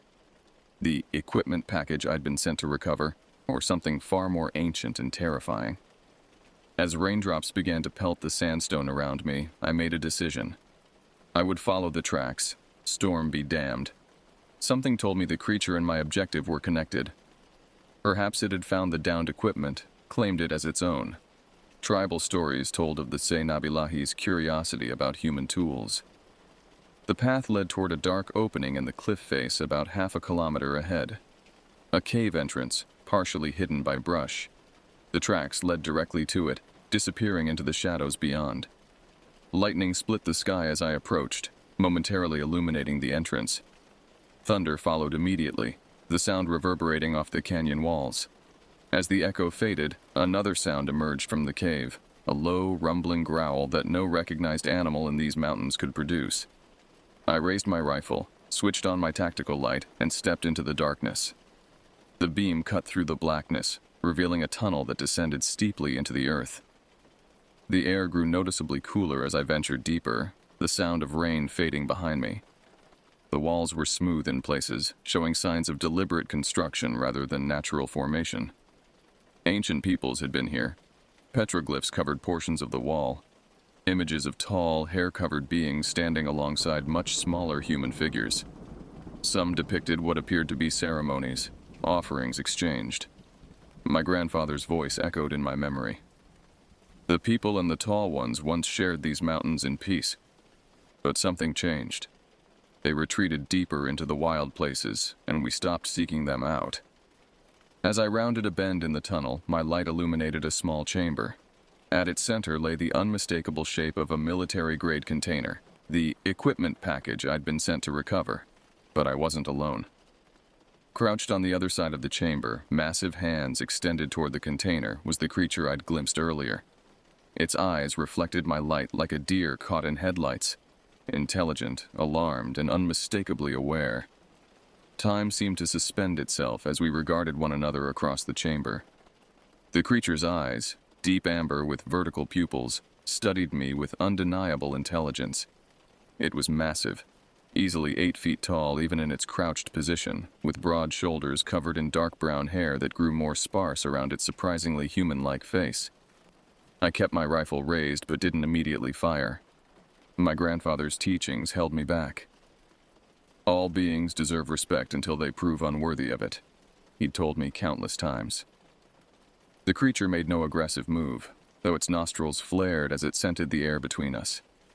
The military container lay between us, its reinforced titanium casing scratched but intact. Whatever was inside had clearly captured the creature's interest. I needed to retrieve it, but the narrow confines of the cave meant I would have to approach within arm's reach of the being. "I'm going to take that box," I said calmly, my voice echoing in the chamber. I didn't expect it to understand my words, but tone and intent often cross species barriers. To my shock, the creature tilted its head slightly, an unmistakably human gesture of consideration. Then, deliberately, it placed one massive hand on the container. We were at an impasse. Military training dictated I should eliminate the threat and complete my mission. But something deeper, the spiritual teachings I'd absorbed from my grandfather, urged caution. The stories said that Nabilahi were guardians of sacred places, neither malevolent nor benevolent unless provoked. A low rumble emerged from the creature's chest, not quite a growl, but a form of communication. It gestured toward the container, then to the deeper recesses of the cave system behind it. Was it trying to tell me something about what lay inside, or where it had come from? "I need to take this back," I said, taking a careful step forward. "People are looking for it." The creature's eyes narrowed. With surprising gentleness, it lifted the container, which I estimated weighed at least 80 pounds, and held it out toward me. A test? An offering? I couldn't be sure, but I lowered my rifle slightly and extended my free hand. That's when the cave trembled. A deep rumbling shook dust and small stones from the ceiling. The storm outside must have triggered a minor landslide or rock shift. The creature's head snapped toward the entrance, alarm evident in its posture. Before I could react, it dropped the container and lunged. Not at me, but past me, toward the tunnel I'd entered through. I flattened myself against the wall as it rushed by, the musky scent of its body overwhelming in the confined space. The rumbling intensified. The creature paused at the tunnel entrance, looking back at me with what I could only interpret as urgency. It gestured emphatically toward the deeper passages behind the chamber. The message was clear. The way out was collapsing. I had seconds to decide. Grab the container and try to escape the way I'd come in, potentially being crushed in a cave-in, or follow the creature deeper into the unknown. The mission or my survival. My radio crackled weakly, the signal barely penetrating this deep underground. "Tracker, position, respond." I snatched up the container, surprised by its weight, and ran after the creature just as a deafening crash echoed through the tunnel behind me. Dust billowed past as tons of rock sealed the entrance I'd used. The creature moved with surprising speed through the darkness, but its massive form created enough outline for me to follow. My tactical light bobbed with each running step, creating disorienting shadows against the cave walls. After several minutes of hard running, we emerged into a vast underground chamber that took my breath away. My light couldn't reach the ceiling, but revealed stalagmites rising from the floor like ancient monoliths. A soft blue-green phosphorescence emanated from fungi growing along the walls, providing just enough ambient light to navigate by. The creature had stopped at the chamber's center, watching me intently. I set down the container, my arms burning from its weight, and took stock of my situation. The entrance was sealed. My radio was useless this deep. I had 3 days of emergency rations, a limited supply of batteries for my light, and no clear way back to the surface. And I was in the company of a creature whose existence would rewrite natural history. The container suddenly seemed insignificant compared to this discovery, yet it was the reason I was here. Military discipline reasserted itself. I needed to complete my mission, which meant finding another way out with this package. I crouched beside the container, examining it for the first time. Standard military lockbox, but with unusual radiation warning symbols I hadn't encountered before. What exactly had I been sent to retrieve? The creature approached slowly, dropping to a crouching position across from me. With deliberate movements, it extended one long finger and traced a shape in the dust on top of the container. A crude but recognizable drawing of what appeared to be a mountain with something falling from the sky. "You saw where this came from?" I asked. The creature blinked slowly, then traced another shape. A simple circle with lines radiating from it, the universal symbol for the sun or light. It was bright, glowing. Another blink of acknowledgement. Then it did something truly astonishing. It pointed to the container, then to its chest, and made a gesture like something spreading outward. Immediately after, it mimicked sickness, clutching its throat and stomach. The implication chilled me. Whatever was in the box had made this creature ill. Radiation? Chemical exposure? Was I carrying something dangerous enough to sicken a being that had evolved in these mountains for centuries? The creature rose suddenly, head tilted as though listening. From the depths of the cavern came a sound that made the hair on my neck stand on end. A call like distant whale song, reverberating through the rock itself. The creature responded with a similar call, the vocalizations causing pressure changes I could feel in my chest. Then it looked at me with renewed urgency, gesturing for me to follow once more. I hesitated, looking down at the container. My mission was clear, but now fraught with new questions. What exactly had the army lost in these canyons? And why send a single soldier to retrieve something potentially hazardous enough to affect creatures of this size? The whale-like call came again, closer this time. The creature became agitated, alternating between looking at me and peering into the darkness beyond the chamber. I made my decision, hefting the container once more. Whatever answers existed would be found by following this unexpected guide deeper into the earth. We moved through a network of tunnels, some so narrow I had to turn sideways to pass while carrying the container. The creature navigated with the confidence of one traveling familiar paths, occasionally pausing to ensure I followed. The bioluminescent fungi became more prevalent, carpeting the walls and ceiling in patches of ethereal blue-green light that made my tactical lamp almost unnecessary. The distant calling continued, occasionally answered by my guide. I realized we were being drawn toward something, or someone.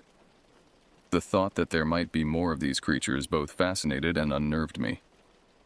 After nearly an hour of traversing these winding passages, we emerged into a space that defied belief. A massive cavern stretched before us, so large my light couldn't reach its boundaries. An underground lake gleamed in the center, its surface perfectly still and reflecting the countless points of bioluminescence from the ceiling like stars. Near the lake's edge stood structures, dwellings constructed of stacked stone, wood, and what appeared to be animal hides stretched over frameworks. It was a settlement, primitive yet unmistakably deliberate in its construction. And there were more creatures, at least a dozen that I could see, of varying sizes. They turned as we approached, their eyes reflecting my light in the dimness. My guide made a series of guttural vocalizations, gesturing toward me and the container I carried. The others responded with similar sounds, some approaching cautiously while others maintained their distance. One creature, noticeably larger than the rest with streaks of gray in its dark hair, approached with deliberate steps. It carried what appeared to be a staff of polished wood adorned with feathers and small bones, a symbol of authority in many native cultures. My grandfather would have recognized this as a tribal elder or medicine person. The elder examined me without fear, then focused its attention on the container. With startling gentleness, it laid one massive hand on the metal surface and closed its eyes. After several moments, it withdrew its hand with a visible shudder and made a sharp, clicking sound to the others. Several younger creatures retreated immediately to the dwellings, emerging moments later with bundles wrapped in hides. They began distributing these to the others, who unwrapped what appeared to be crude masks made of wood, plant material, and clay. The elder pointed to the container, then made a sweeping gesture encompassing the underground settlement, followed by the pantomime of sickness my guide had shown earlier. The message was unmistakable. Whatever was in this container threatened their entire community. I set the box down carefully and knelt beside it, examining the military-grade locking mechanism. With my security clearance, I could open it, but should I? What if it contained biological or radiological material? The warning symbols suggested extreme caution. But I needed to understand what I'd been sent to retrieve. The mission parameters suddenly seemed suspicious in retrospect. A single operator, minimal information, a vague description of the objective. Had they known what was down here? Was I expendable? I need to see what's inside, I said aloud, though I doubted the creatures understood English. If it's dangerous, I need to know. The elder watched intently as I entered my security code on the digital keypad. The lock disengaged with a pneumatic hiss, breaking the airtight seal. I hesitated, then slowly raised the lid. Inside, nestled in protective foam, lay an object unlike anything I'd seen in my military career. Roughly cylindrical, about the size of a football, composed of a material that seemed to shift between metallic and crystalline depending on how the light hit it. It emitted a faint, pulsing glow that cast dancing shadows across my hands. This was no conventional military hardware. It appeared almost alien. The elder made a sharp sound and stepped back, gesturing frantically for me to close the container. The other creatures moved further away, some holding their masks to their faces. I quickly shut the lid, re-engaging the lock. "What is this thing?" I murmured, though I knew no answer would come. The elder approached again, more cautiously this time. It knelt across from me and, using one finger, began drawing in the fine silt that covered the cavern floor. First, a circle, the earth. Then, a smaller circle orbiting it, the moon. Next, a series of dots arranged in a pattern I recognized from my childhood. "The stars? You're showing me constellations?" I asked. The elder added more dots, connecting them in a pattern I didn't recognize. Then, a line, descending from this unfamiliar constellation toward the Earth circle. The meaning struck me with sudden clarity. "You're saying this came from up there? From space?" The elder blinked slowly in affirmation, then drew a crude representation of the object in the container, adding radiating lines around it. Next, it drew several of its own kind, then crossed them out one by one. "It killed your people," I whispered, the full horror of the situation becoming clear. "That's why there are so few of you left." Another slow blink. The elder rose, retrieving its staff, and made a sweeping gesture toward the lake and settlements beyond. My guide, who had remained nearby throughout this exchange, approached and touched my shoulder lightly, the first direct contact between us.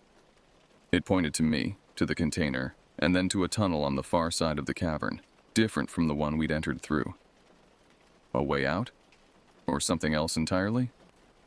The elder made a low, mournful sound that resonated throughout the cavern. One by one, the other creatures joined, creating a harmonic vibration that I felt more than heard.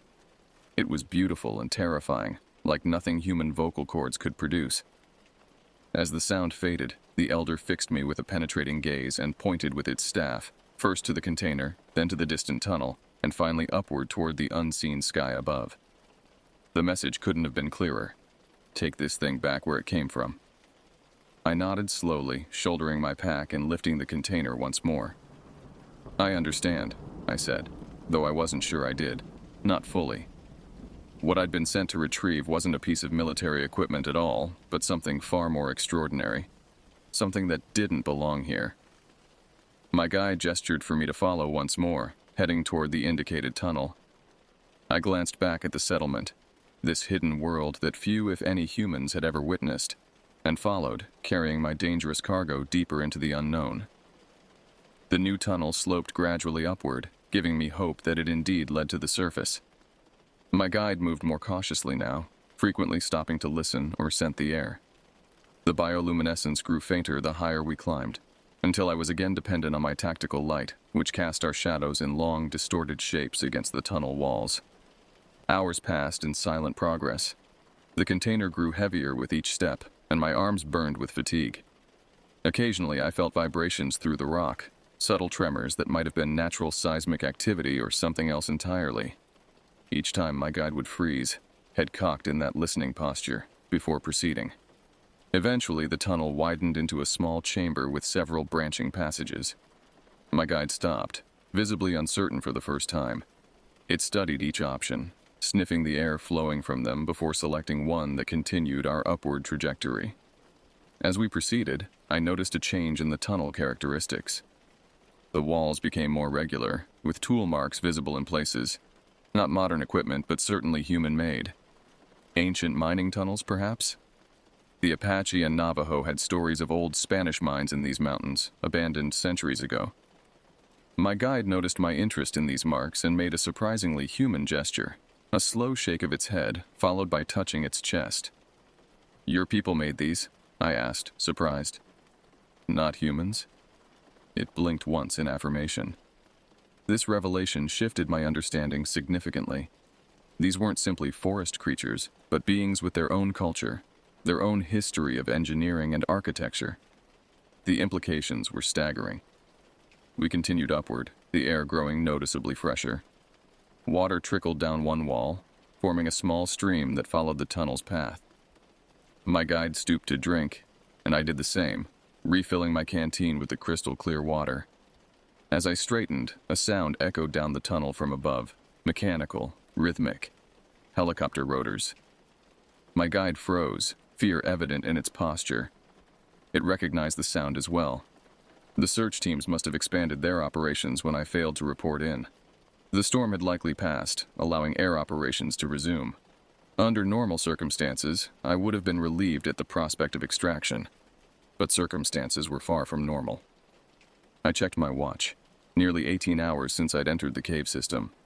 Military protocol would have triggered a search after 12 hours of radio silence. They'd be looking for me and for the package I'd been sent to retrieve. What would happen if they found this tunnel system? If they discovered the beings living below? The military's response to the unknown was rarely benevolent, especially when that unknown was connected to something like the object I carried. My guide seemed to sense my concern. It gestured urgently toward a side passage we had just passed, one that appeared to descend rather than continue upward. A decision point. Continue toward the surface and potential extraction, or follow my guide deeper into the unknown. The mission parameters were clear: retrieve the package and return to base. But the implications of that mission had changed dramatically. The helicopter sounds grew louder, accompanied now by voices, distant but unmistakably human. Search teams getting closer. My guide's anxiety increased visibly. It made a low, urgent sound, again gesturing toward the descending passage. I made my decision.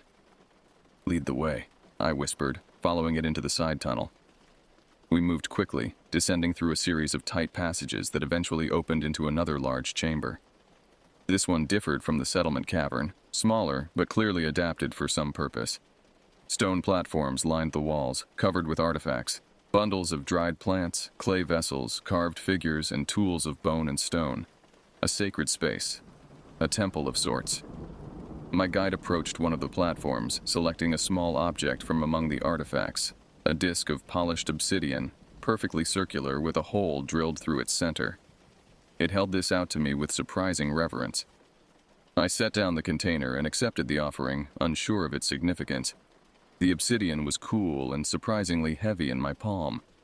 The creature then pointed to the container, to the disc, and finally to my chest. You want me to protect this? I guessed. Or use it somehow? It blinked, then knelt beside the container. With startling precision, it traced a sequence of numbers on the dusty surface. Geographical coordinates. I recognized the general area immediately. A remote section of the Superstition Mountains, about 30 miles from our current position. Not random knowledge, but deliberate communication. That's where you want me to take this? I asked, indicating the container. Another blink of confirmation. The helicopter sounds had faded, but voices occasionally echoed down from the upper tunnels. The search teams were methodically exploring the cave system.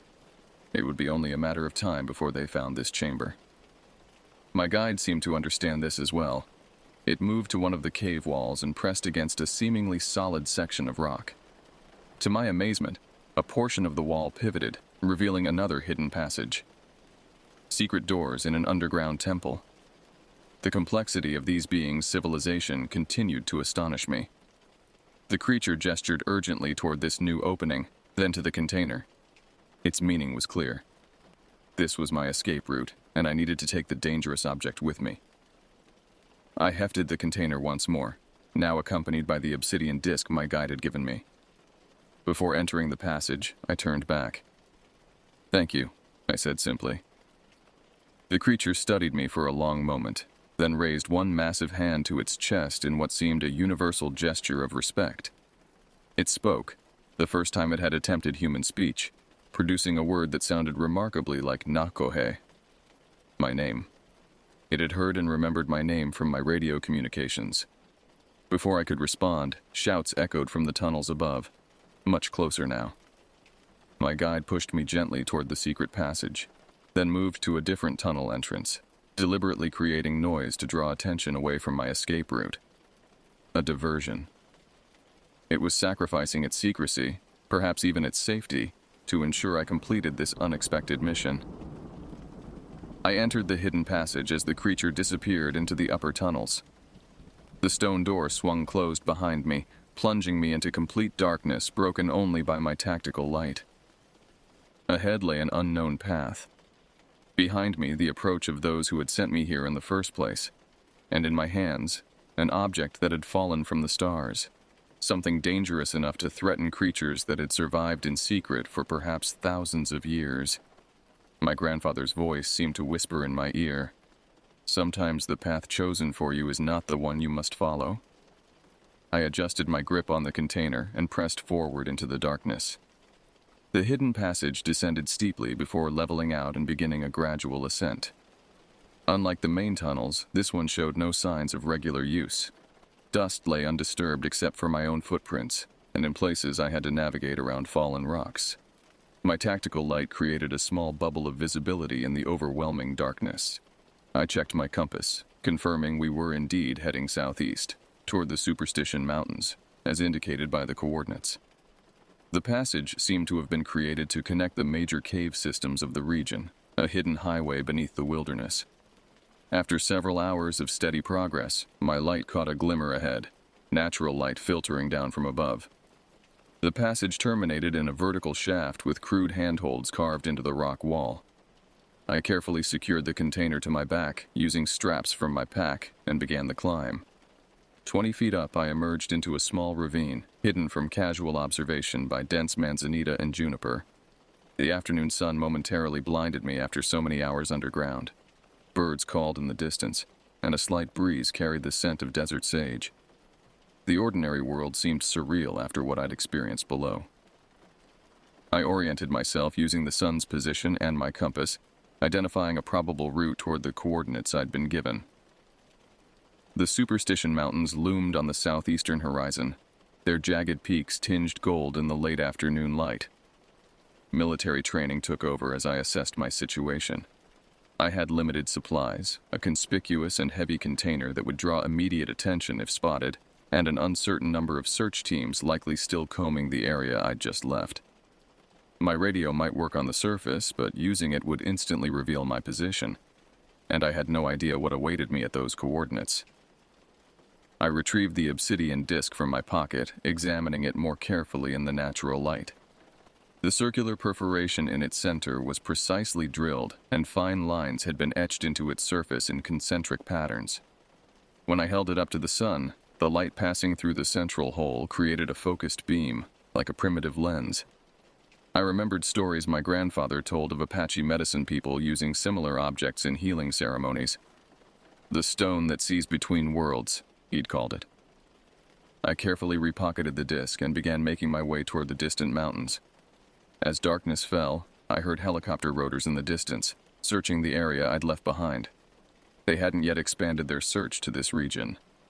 I found a sheltered overhang where I could rest without making a fire, watching the distant sweep of searchlights across the night sky. Sleep came in fitful bursts, haunted by dreams of underground labyrinths and amber eyes watching from the darkness. In one vivid sequence, I stood beneath a starry sky holding the obsidian disc up to a particular constellation, the same unfamiliar pattern the Elder had drawn, while the container at my feet pulsed with increasing intensity. I woke before dawn, stiff and cold but determined. 3 days of hard hiking would bring me to the coordinates if I maintained good pace. The container's weight slowed me considerably, but I fashioned a better carrying harness from my gear that distributed the load more evenly. By midday, I reached higher elevation, where pine and oak provided better cover. The landscape grew more rugged, requiring careful navigation around sheer drops and unstable scree slopes. Twice I spotted helicopters in the distance and took cover until they passed. I encountered no other humans, which wasn't surprising given the remoteness of the terrain. These mountains had a reputation, the Cursed Mountains in local lore, where prospectors and hikers occasionally disappeared without trace. Apache legends spoke of guardians that protected ancient secrets hidden in these peaks. Perhaps those legends were more literal than metaphorical. On the evening of the second day, I made camp in a small box canyon. As the stars emerged overhead, I found myself reaching for the obsidian disc. On impulse, I held it up, looking through the central hole at the night sky. The effect was immediate and startling. When viewed through the disk's aperture, certain stars seemed to intensify, forming patterns invisible to the naked eye. One constellation in particular, the same one from my dream, the one the Elder had drawn, pulsed with a rhythmic light. At that same moment, the container hummed to life. a faint vibration accompanied by that same pulsing glow I'd glimpsed when I'd opened it in the cavern. The two were communicating, resonating with each other across space. I quickly pocketed the disk, and the container's activity subsided. This was technology beyond anything in human experience, something responding to specific stellar alignments, perhaps even drawing energy from them. The final day of my journey brought me into the heart of the superstitions. The coordinates led to a location on the north face of Weaver's Needle, a distinctive rock formation visible for miles around. As I approached, the container's vibrations intensified even without the catalyst of the obsidian disk. It was returning home, or at least to a place designated for it. The exact location proved to be a narrow crevice in the rock face, easily overlooked by casual observation. I had to remove my pack and the container to squeeze through, emerging into a space that took my breath away. A perfect circular chamber lay within the mountain, its walls composed of a glassy, obsidian-like material that wasn't natural to this geology. The floor featured a depression in its center, a cradle precisely sized to hold the container I carried. Ancient petroglyphs covered the walls, images of the night sky, of tall beings communicating with the stars, of objects descending to Earth. Some depicted human-like figures prostrating themselves before these objects. Others showed conflict, warfare, a history carved in stone, the record of ancient contact. I placed the container in the central depression. It settled in with a click that resonated throughout the chamber. Immediately, lines of light appeared in the glassy walls, spreading outward in patterns that mirrored the constellations depicted in the carvings. The obsidian disk grew warm in my pocket. I withdrew it, holding it up to match a circular carving on the wall directly opposite the entrance. It fit perfectly, like a key in a lock. The chamber hummed with energy. The container's lid opened of its own accord, and the object within, that crystalline metallic cylinder, rose into the air, suspended by forces I couldn't comprehend. It began to rotate, slowly at first, then with increasing speed until it became a blur of light and motion. The walls themselves seemed to become transparent, revealing the night sky beyond the mountain's solid rock.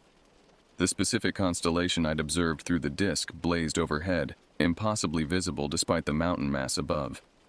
A beam of coherent light shot upward from the spinning object, through the apparently transparent ceiling, connecting directly with that distant star pattern. The chamber filled with a high-pitched tone that grew in intensity until it bordered on painful. Then, as suddenly as it had begun, everything stopped.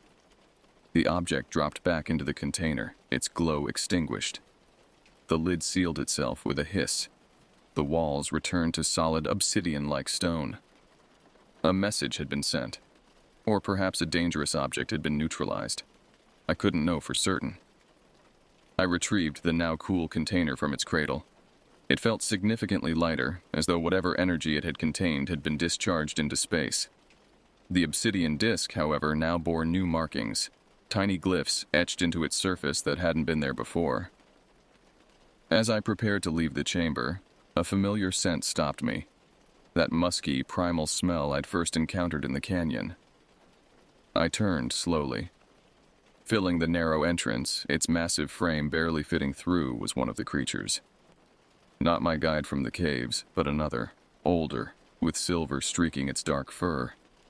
It regarded me without surprise, as though it had been expecting me. In one massive hand it carried a bundle wrapped in hide. With deliberate movements, it extended this offering toward me. I accepted it carefully, unwrapping the package to reveal a necklace of polished stone beads, animal teeth, and at its center, a small carving that perfectly matched the object I'd just seen ascend toward the stars.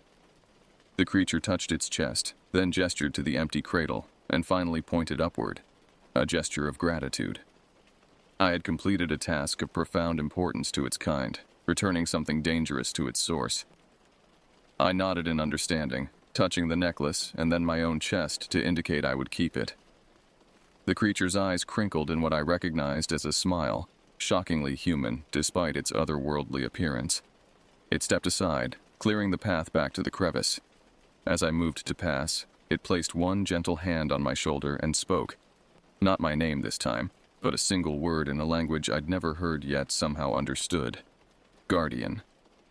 I emerged from the mountain into the pre-dawn light, carrying an empty container and wearing a necklace no museum would ever display.